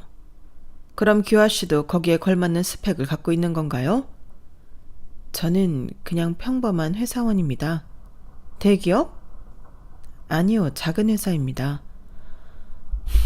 부모님은 뭘 하시죠? 아버지는 회사 다니시다가 나오셔서 어머니랑 작은 식당을 운영하고 계십니다. 식당이라. 시모는 점점 더 심층적으로 질문을 했고 제 대답을 들을 때마다 더 낯빛이 안 좋아지는 것을 느꼈어요. 대범이가 이렇게 우리 앞에 결혼하겠다며 여자를 데려온 것은 처음인데 솔직히 좀 놀랍네요. 대범이가 거의 자선가 수준으로 규아씨를 만난 건 아닌가 싶기도 하고. 염려하시는 부분 잘 알고 있습니다. 그만큼 제가 노력하겠습니다. 뭐 둘이 잘 살면 그만큼 좋은 것도 없겠지만 어쨌든 우리 집안 생각하면 어느 정도 급을 맞춰야 한다고 생각해요. 내가 요구하는 거 다 갖춰서 결혼할 수 있어요? 최대한 노력해 보겠습니다. 저는 시모의 기에 눌려 한껏 더 움츠러들었어요. 시모는 제가 살면서 처음 들어본 명품 브랜드를 나열하면서 그걸로 혼수를 했으면 좋겠다고 못을 박더군요. 남편이 옆에서 그런 거 다 필요 없다고 해도 시모는 끝까지 제게 그 혼수들을 해와야 한다며 은근히 압박을 넣었어요. 우리 동진이 처가 시집 올 때는 내가 지금 말한 거에 2배는 해왔었어요. 교화씨 사정 봐가면서 지금 내가 아주 필요한 것들만 이야기한 거니 새겨들었으면 좋겠네요. 시모의 말을 듣고 나니 앞으로 저의 시집살이가 자동으로 그려지더군요. 하지만 할 말은 해야 했어요. 제 인생 가장 큰 오점이면서 상처를요. 아무리 남편과 제가 사랑하지만 이걸 숨기고 결혼을 하면 죄책감에 이 집안에서 영원히 고개를 숙이고 다닐 것 같았죠. 당연히 환영은 못 받겠지만 그렇다고 냉대까지 받고 싶진 않았어요. 저 중요하게 드릴 말씀이 있습니다. 말해봐요. 제가 전에 자궁경부암을 앓았던 적이 있습니다. 지금 너 어린데 더 어린 나이에요? 어쩌다가 그런 일이? 네, 많이 힘들었습니다. 하지만 수술도 잘 됐고 그 후 치료도 무리 없이 잘 끝났습니다. 다만 그때 한 수술이 작은 수술이 아니었어서 아이를 가질 수 없게 되었습니다. 미리 말씀드려야 할 것 같아서요. 제 말이 끝나자 온화했던 시아버지가 당황하며 첫 잔을 내려놓았고 시모는 한숨을 쉬며 고개를 돌렸어요. 세상에, 아예 임신이 안 된다고요? 네, 아기를 품을 수 있는 공간이 없습니다. 잠시 생각에 빠진 시아버지가 말했어요. 어린 나이에 정말 고생이 많았겠네요. 규아씨 부모님도요. 아이가 있으면 너무 좋지만 또 없다고 해서 불행할 이유도 없어요. 난 그렇게 생각해요. 너무 마음 무거워 말아요. 시아버지의 따뜻한 말에 저는 눈에 눈물이 고였어요. 하지만 시모는 완전히 달랐어요. 여보, 대범 이 자식 안 보고 싶어요? 애를 아예 못 갖는다잖아요. 이런 며느리 드리겠다는 거예요? 어허, 당신은 처음 인사 온 사람 앞에서 그렇게 무리하게 굴면 쓰나? 대범이가 좋다잖소. 그럼 됐지. 뭐가 더 필요해? 이 양반 또 속 터지는 소리 하고 있네. 집안 대가 끊긴다는데 뭐가 괜찮다는 거예요? 손주야 동진이랑 미애가 나았으면 됐지. 답답해하는 시모와 저를 배려하려는 시아버지 사이에서 저는 어쩔 줄을 몰라 했어요. 그렇게 어려운 시간이 지나가고 남편의 집에서 나오려고 할 때였어요. 남편이 차에 시동을 건다며 먼저 나갔고 저는 다시 한번 인사를 했죠. 오늘 맛있는 저녁 너무 감사합니다. 진짜 대범이랑 결혼할 거예요? 네? 네, 하고 싶습니다. 그렇게 안 봤는데 규아씨 염치가 좀 없는 편이네요. 대범이 여기 하씨 집안 장남이에요. 아들은 고사하고 딸이라도 하나 낳아줘야 하지 않겠어요? 저는 죄인처럼 고개를 숙이고 아무 말도 할 수가 없었어요. 뭐 다 알겠지만 대범이 비록 내 배 아파 난 자식은 아니지만 정말 친자식처럼 곱게 키운 아이예요. 저렇게 다 완벽하고 직업까지 의사인 애가 여자 잘못 만나서 자기 자식 안아보지도 못하는 거 규아씨가 생각해도 너무 잔인한 것 같지 않아요? 시모의 말 한마디 한마디가 제 가슴에 날아와 콕콕 박혔어요. 뭐 대범이도 워낙 규아씨 좋다 그러고 대범이 아빠도 받아들인다고 하니 나도 뭐 그러려니 할게요. 그런데 규아씨, 엄청 반가운 손님은 아니라는 거 알아두세요. 우리 집에 아주 잘해야 될 거예요. 반 협박과도 같은 시모의 말을 끝으로 저는 그 집에서 나왔어요. 어두워진 제 얼굴을 보고 남편은 더 확고하게 저와 결혼하겠다며 저를 안심시켰어요. 남편 부모님과의 힘들었던 첫 만남을 되새길 시간도 없이 제게 또 다른 아픔이 찾아왔어요. 바로 제가 제일 사랑하는 외할아버지가 돌아가시고 말았거든요. 어릴 때부터 저는 외할아버지 껌딱지였고 몸이 안 좋아지신 후부터는 계속 저희 집에서 머무셨었거든요. 외할아버지를 번갈아가며 간호해야 했던 아빠와 엄마는 힘들었겠지만 저는 철부지 마냥 할아버지와 함께 있는 것이 좋았어요. 그런 할아버지도 제 마음을 아셨는지 누구보다 절 아껴주셨거든요. 그런 소중한 할아버지가 돌아가신 거예요. 할아버지, 조금 더 내 옆에 있지. 나 예쁜 드레스 입고 결혼하는 거 봐야지. 왜 이렇게 빨리 가, 할아버지? 정이 제일 기뻤던 저는 할아버지의 죽음을 받아들이기 힘들었고 남편 역시 제 옆에서 묵묵히 기다려주었어요. 할아버지의 장례가 끝나고 아빠와 엄마가 제게 서류 하나를 건넸어요. 이거 할아버지가 특별히 너한테만 주고 싶다고 신신당부하셨어. 이게 뭔데? 봉투를 열어보니 낯선 서류 뭉치가 보였어요. 할아버지의 유일한 재산. 유일한 재산? 할아버지는 살아생전 검소하기로 유명했고 몸이 아파 누워 계시기 전까지 소일거리라도 찾아다니며 경제적 보탬이 되기를 원하셨었어요. 주소가 서울시 강남구. 이거 역 앞에 있는 건물 같은데 그 3층짜리 건물이 할아버지 거였다고? 정말 아주 오래전에 이 주변이 개발되기도 훨씬 전에 전 재산 털어서 그걸 장만하셨더라고. 엄마랑 이모들은 다 지금 먹고 사는 것도 힘든데 무슨 그런 걸 사냐고 다 아버지 원망만 해댔지. 그런데도 아버지는 무슨 성견지명이 있었는지 고집스럽게 그 건물을 매입하셨어. 거기서 나오는 월세로 한동안 잘 지내기도 했지만 한번 경기가 최악인 때가 있었어. 3층 상가에 들어가 있는 점포 하나같이 방을 빼겠다고 난리인 거야. 결국 그거 다 빼서 돌려주고 한동안 사람이 안 들어와서 너무 힘들었지. 그때 헐값이라도 그거 빨리 팔라고 아버지 재촉했었는데 죽어도 그건 안 팔겠다고 하시더라. 그거 지금까지 옆구리 끼고 계셨던 거고. 그 건물 유일하게 너한테 주고 싶으셨대. 응? 할아버지가 나한테 그 건물을 남겨주신 거라고? 그래. 네가 워낙 할아버지 좋아하고 따르는 거 아니까 다른 이모들도 그 얘기 나왔을 때 아무 말 못했어. 아버지가 주고 싶어하는 규화한테 가는 게 맞다고. 저는 그 소리를 듣고 엉엉 울었어요. 제가 생각하는 것보다 할아버지는 저를 훨씬 더 사랑하고 계셨다는 것을 알게 되었죠. 할아버지가 보고 싶어 견딜 수가 없었어요. 할아버지가 남겨주신 건물이 제 명의로 이전하면서 이것저것 행정 처리할 것들이 많아서 한동안 꽤 바빴어요. 남편 역시 많이 도와주려 노력했고요. 그러던 어느 날 시모로부터 전화를 받았어요. 한번 만나자고 하시더군요. 규아씨, 전에 우리 집에 왔을 때 내가 너무 무리하게 했다 싶어요. 나도 우리 대범이 생각하다 보니 말이 좀 밉게 나갔네요. 미안해요. 저는 얼떨떨했어요. 갑자기 나타난 사과라뇨. 괜찮습니다. 내 사과 받아주는 거예요? 그럼 우리 빨리 결혼 진행하죠? 네? 결혼 빨리 하자고요. 그리고 혼수 아무것도 준비하지 말고 몸만 들어와요. 아휴, 우리 집에 복덩어리 며느리가 들어왔네?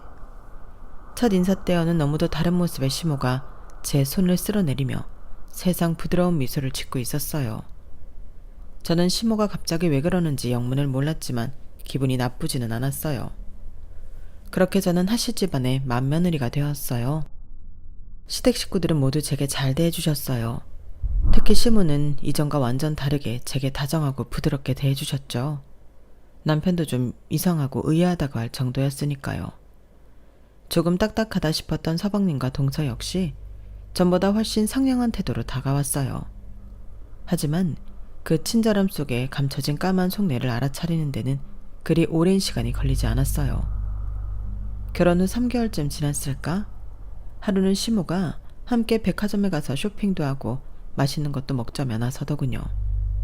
괜찮다 해도 굳이 제게 옷이고 신발이고 사주며 잘 어울린다고 칭찬을 퍼부었어요. 규아야, 여기 백화점에 진짜 맛있는 집 있는데 1인당 30만 원이야. 이 시어머니가 오늘 크게 쏜다. 웬일인지 더 신이 난 시모를 따라 저는 졸졸 쫓아갔어요. 이것 좀 먹어봐. 어때? 이 집 음식 괜찮지? 네, 정말 맛있어요. 비싼 값을 한다니까. 그런데 규아야, 내가 뭐 물어볼 게 있어서. 네, 말씀하세요. 대범이한테 언뜻 들었는데 네 앞으로 건물이 하나 있다면서? 네, 저랑 외할아버지랑 아주 각별했는데 돌아가시면서 그 건물을 저한테 물려주셨어요. 어머, 그런 좋은 할아버지가 세상에 어딨다니? 그 강남 쪽이라 그러던데. 맞니? 네, 할아버지가 예전에 사셨을 때보다 지금 훨씬 더 많이 올랐다고 들었어요. 지금 들어가 있는 점포들 있지? 네. 그럼 임대료는 네가 받고 있는 거야? 제가 받기는 하는데 부모님이랑 이모들 나눠드려요. 외할아버지가 딸들 다 놔두고 손녀인 저한테 건물을 주셨는데 그 수익을 제가 다 꿀꺽하는 건 아닌 것 같아서요. 너도 이제 한 가정을 꾸렸는데 그런 여윳돈을 왜 다 남을 나눠주니? 그건 아닌 것 같아. 아, 대범씨가 섭섭하지 않을 정도로 저도 가게 경제에 보태고 있어요. 모조리 다 나눠주는 건 아니에요. 아니, 내 말은 그거 조금 더 의미 있게 쓰자는 거지. 네? 거기 들어가 있는 점포 다 내보내고 벽 다 터서 우리 병원 하나 차리는 게 어떻니? 병원이요? 대범씨는 아직 개원할 생각이 없는 것 같던데. 아니, 동진이랑 미애네. 서방님이랑 동서 병원을요? 이렇게 가족도 됐는데 서로 돕고 살자, 규아야. 동진이는 정형외과고 미애는 신경정신과잖니. 둘이 같이 병원을 차리면 엄청 시너지 효과가 날 거란 말이야. 네가 그 건물에 애들 병원만 차려주면 더 바랄 게 없을 것 같아. 맨입으로 그 건물에 해달라는 거 아니야? 동진이랑 미애도 월세 내라고 할게. 네 시아버지 병원에 계속 박혀 있어봤자 그놈의 약속인지 뭔지 때문에 동진이한테 원장자리도 안 준다는데 뭐하러 거기서 시간을 썩혀. 차라리 빨리 나와서 자기 병원 갖는 게 낫지. 너 시집 올 때 내가 아무것도 해오지 말라고 했잖아. 진짜 몸만 딸랑 왔잖니? 그래도 우리가 의사 집안인데 뭐 제대로 혼수한 것 없다고. 그때 사실 사람들이 많이 수군거렸어. 그런데 규화 네가 동진이네 부부한테 딱 그 건물에 병원 차려주면 사람들이 쑥덕거렸던 거 쏙 들어갈 거 아니니. 그리고 우리 집에 맏며느리 잘 들어왔다고 또 얼마나 칭찬을 하겠니? 안 그래? 그런 칭찬 받으려고 건물을 내어드리기는 좀 힘든데요. 아니, 그러니까 거기에 병원 들이고 월세도 내겠다니까? 대신 도리상 네가 좀 깎아줘야지. 가족 디스카운트라고 해야 되나? 아무튼 너무 괜찮은 생각 같지 않아? 모두가 윈윈 하는 거야. 그리고 우리같이 어마어마한 의사 집안에 시집 왔으면 이 정도는 해주는 게 인지상정이고. 저는 그제야 알겠더군요. 시모가 결혼 전 갑자기 태도를 바꿔서 혼수도 필요 없으니 빨리 결혼하자고 재촉했던 이유를요. 외할아버지의 유산 문제로 제가 한동안 바빴을 때 아마 대범씨한테 이 얘기를 들었을 테고 서방님과 동서까지 모여 저를 꼬셔 개헌하는 계획을 철저히 짰나 보더군요. 그건 아마 좀 어렵지 않을까요? 지금 부모님이랑 이모들께 드리는 용돈 문제도 그렇고 대범씨도 유능한 의사인데 제 건물에 서방님 부부 병원을 차린다는 건 대범이는 지금 그냥 지 아빠 밑에서 저렇게 일하는 게 좋다며. 우리 동진이는 그렇게 한 자리에 안주하는 애가 아니라고. 그리고 차려줄 거면 네 서방한테 차려주지 왜 동진이네 부부까지 해둬야 되냐 그 얘기니? 그렇다기보다 가족이 됐잖아. 남편이고 서방님이고 동서고 다 네 가족이라고. 꼭 핏줄 섞여야 된다는 법 있니? 네가 인심 좀 쓰렴. 어머니, 그럼 제가 하나 여쭤볼게요. 제가 알기로 아버님도 10층짜리 상가 하나 갖고 계신 걸로 아는데 왜 굳이 저한테 이런 얘기를 하시는 거예요? 아우, 말도 마. 네 시아버지 갖고 있는 그 건물 아주 구석진데 처박혀서 입점문의도 잘 안 들어오는 데 있다더라. 차라리 그거 팔고 재산 좀 정리해서 중심가에 좋은 거 하나 사자니까 저 고집불통 양반이 내 말을 귓등으로도 안 듣는다. 원장자리도 안 물려준대지. 건물 팔아서 애들 개원 좀 삐까뻔쩍하게 차려주자고 해도 말도 안 듣지. 거기 가서 계속 힘 뺄 거 뭐 있니? 우리 며느리 규화가 강남 한복판에 3층짜리 건물이 떡하니 있는데 가족이 되었다는 이유로 계속해서 제게 독촉하는 시모가 다시 보이더군요. 집에 돌아와 남편에게 시모와 있었던 일을 이야기해 주었어요. 뭐? 어머니가 그러셨다고? 아무래도 그 건물 상속받은 거 아시고 조건 없이 흔쾌히 결혼 허락해 주신 것 같아. 좀 씁쓸하네. 아니야, 그런 생각하지 마. 그것 때문이 아니라 우리 반대했어도 나는 규아 너랑 꼭 결혼했을 거야. 그리고 어머니가 말씀하신 건 그냥 잊어버려. 내가 어머니한테 직접 말할게.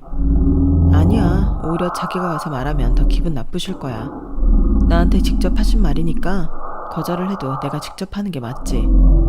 며칠 뒤 저는 어렵지만 시모에게 이야기를 꺼냈어요. 뭐? 힘들겠다고? 네, 아무리 생각해도 거기에 서방님네 병원을 내드리는 건 어려울 것 같아요. 시모의 얼굴이 싸늘히 굳었어요. 맨몸으로 의사 집안에 시집 왔으면서 이 정도 해주는 것도 어렵다는 거니? 그리고 누가 거기 공짜로 달래? 월세 내겠다잖아. 죄송해요, 어머니. 참나 기가 차서 그 건물 있는 거 하나만 보고 결혼시켰더니 이제 와서 뭐? 시모의 속마음이 은연중에 튀어나오더군요. 역시나 건물을 탐내고 대범 씨와의 결혼을 허락한 것이었어요. 저는 사실을 확인하고 나니 가슴이 아려오면서 눈물이 핑 돌았어요. 하지만 슬퍼할 새도 없이 또 큰일이 터지고 말았어요. 뭐? 아버님이? 갑자기 왜? 아침에 웃으면서 출근하러 나가셨던 아버님이 교통사고를 당해 돌아가셨다는 소식을 남편은 울면서 전했어요. 믿을 수가 없었어요. 그렇게 훌륭한 의사였던 아버님이, 그렇게 인자하고 모범적이었던 우리 아버님이. 세상이 원망스러웠어요. 왜 그렇게 갑자기 아버님을 데려간 건지 하늘도 밉고 땅도 밉고 전부 다 미웠어요. 식구들 넋이 나간 상태로 정신없이 장례를 치렀고 슬픔 속에 아버님을 보내드렸어요. 남편이 가장 힘들어했어요. 괜찮아 자기야. 내가 이제 자기의 든든한 버팀목이 되어줄게. 아버님 좋은 일 많이 하셨으니까 분명히 좋은 곳으로 가셨을 거야. 너무 많이 울지 마. 아버님 발 안 떨어지시겠다. 아버지. 집에 돌아오자 언제 장례를 치렀냐는 듯이 시모는 아주 바쁘게 움직이기 시작했어요. 아마도 아버님의 재산을 정리하는 것 같았어요. 하지만 시모는 유산에 대해서 남편과 한마디도 상의하지 않았어요. 시모가 가장 많이 받기는 할 테지만 분명 남편 몫도 있을 텐데 그 부분을 쏙 빼놓는 분위기였죠. 며칠 뒤 시모가 남편과 저 그리고 서방님의 부부를 불러 이야기를 하더군요. 다들 알다시피 아버지가 따로 유언 없이 갑자기 돌아가셨어. 우리가 몇십 년을 같이 살았다지만 대범이는 솔직히 내 친자식도 아니고 아버지도 없는 마당에 너도 내가 불편할 테고 그래서 대범이네와는 여기서 그만 찢어졌으면 좋겠구나. 아무리 그래도 30년을 넘게 어머니를 모시고 산 사람에게 그런 충격적인 말을 듣게 되자 남편은 고개를 푹 숙이더군요. 반대로 서방님과 동서는 비집고 새어 들어오는 미소를 감추지 못하는 모습이었어요. 배우자랑 자녀의 법정 상속비율 알지? 난 법대로 공정하게 할 거야. 대신 대범이 네가 조금 이해해줬으면 하는 부분이 있어. 말씀하세요. 마음만 독하게 먹으면 너 1원도 안 주고 내보낼 방법은 얼마든지 있어. 하지만 지금까지 산정을 생각해서 지금 그 건물 하나 너한테 남겨주마. 나머지는 나나 동진이한테 양보하겠다고 합의서 하나 작성하렴? 저는 너무나도 의아했어요. 아버님 재산이 현금, 주식, 병원, 지분, 건물, 집, 땅 모두 포함해서 300억은 된다고 들었는데 남편에게 겨우 건물 하나 주겠다뇨. 서운해 말아요 형. 아버지가 나나 엄마한테 더 많이 의지하셨었잖아. 기여한 정도가 있는데 이렇게 나누는 게 맞지. 옆에서 서방님이 시모의 말을 거들며 말했어요. 대범아, 너 여기서 그거 주는 것도 싫다고 하면 우리 아주 싸움 더러워지는 거야. 알지? 너 참 착하게 자랐잖니. 좋은 말로 할 때 이거라도 건주고 싶으면 조용히 사인하렴. 시모의 악마 본능이 빛을 발하더군요. 남편이 아무리 착해도 시모의 말대로 하지 않을 거라고 생각했는데 의외의 반응이 나왔어요. 네, 알겠습니다. 그 10층짜리 건물만 가져가겠습니다. 나머지는 알아서 하세요. 저는 너무 놀라 입을 다물 수가 없었어요. 하지만 남편의 결정이니 저는 뭐라고 훈수를 둘 수 없었죠. 결국 남편은 합의서에 사인을 했고 그렇게 30년 넘게 가족이라는 이름으로 살았던 시모 서방님과 헤어지게 되었어요. 자기야, 물론 10층짜리 건물 하나도 너무 큰 재산이기는 하지만 그거 어머님이 아주 구석진데 있다고 입전문의도 잘 안 들어온다고 하셨거든. 괜히 자릿세만 까먹는 거 아닐까? 왜 자기는 합의서에 순순히 사인한 거야? 제 말에 남편은 빙긋이 웃기만 하더군요. 남편의 엷게 띄는 미소에서 아버님의 얼굴이 겹쳐 보여서 저는 더 물을 수 없었어요. 저와 남편은 둘이 오붓이 살 수 있는 깔끔하고 작은 집을 하나 구했고 새로 시작하기로 마음먹었어요. 자기야, 그래도 자기 지금 병원 일 잘하고 있고 나도 건물에서 나오는 월세 있으니까 막 어렵게 살진 않을 거야. 난 다만 자기가 어머님이랑 서방님 때문에 마음에 상처 입지는 않았을까 걱정돼. 난 괜찮아. 우리 새로 시작하자. 얼마 후 그다지 반갑지 않은 소식이 들려왔어요. 시모와 서방님네는 물려받은 유산을 빠짐없이 처리해서 강남에 보란듯이 비싼 건물을 매입했더군요.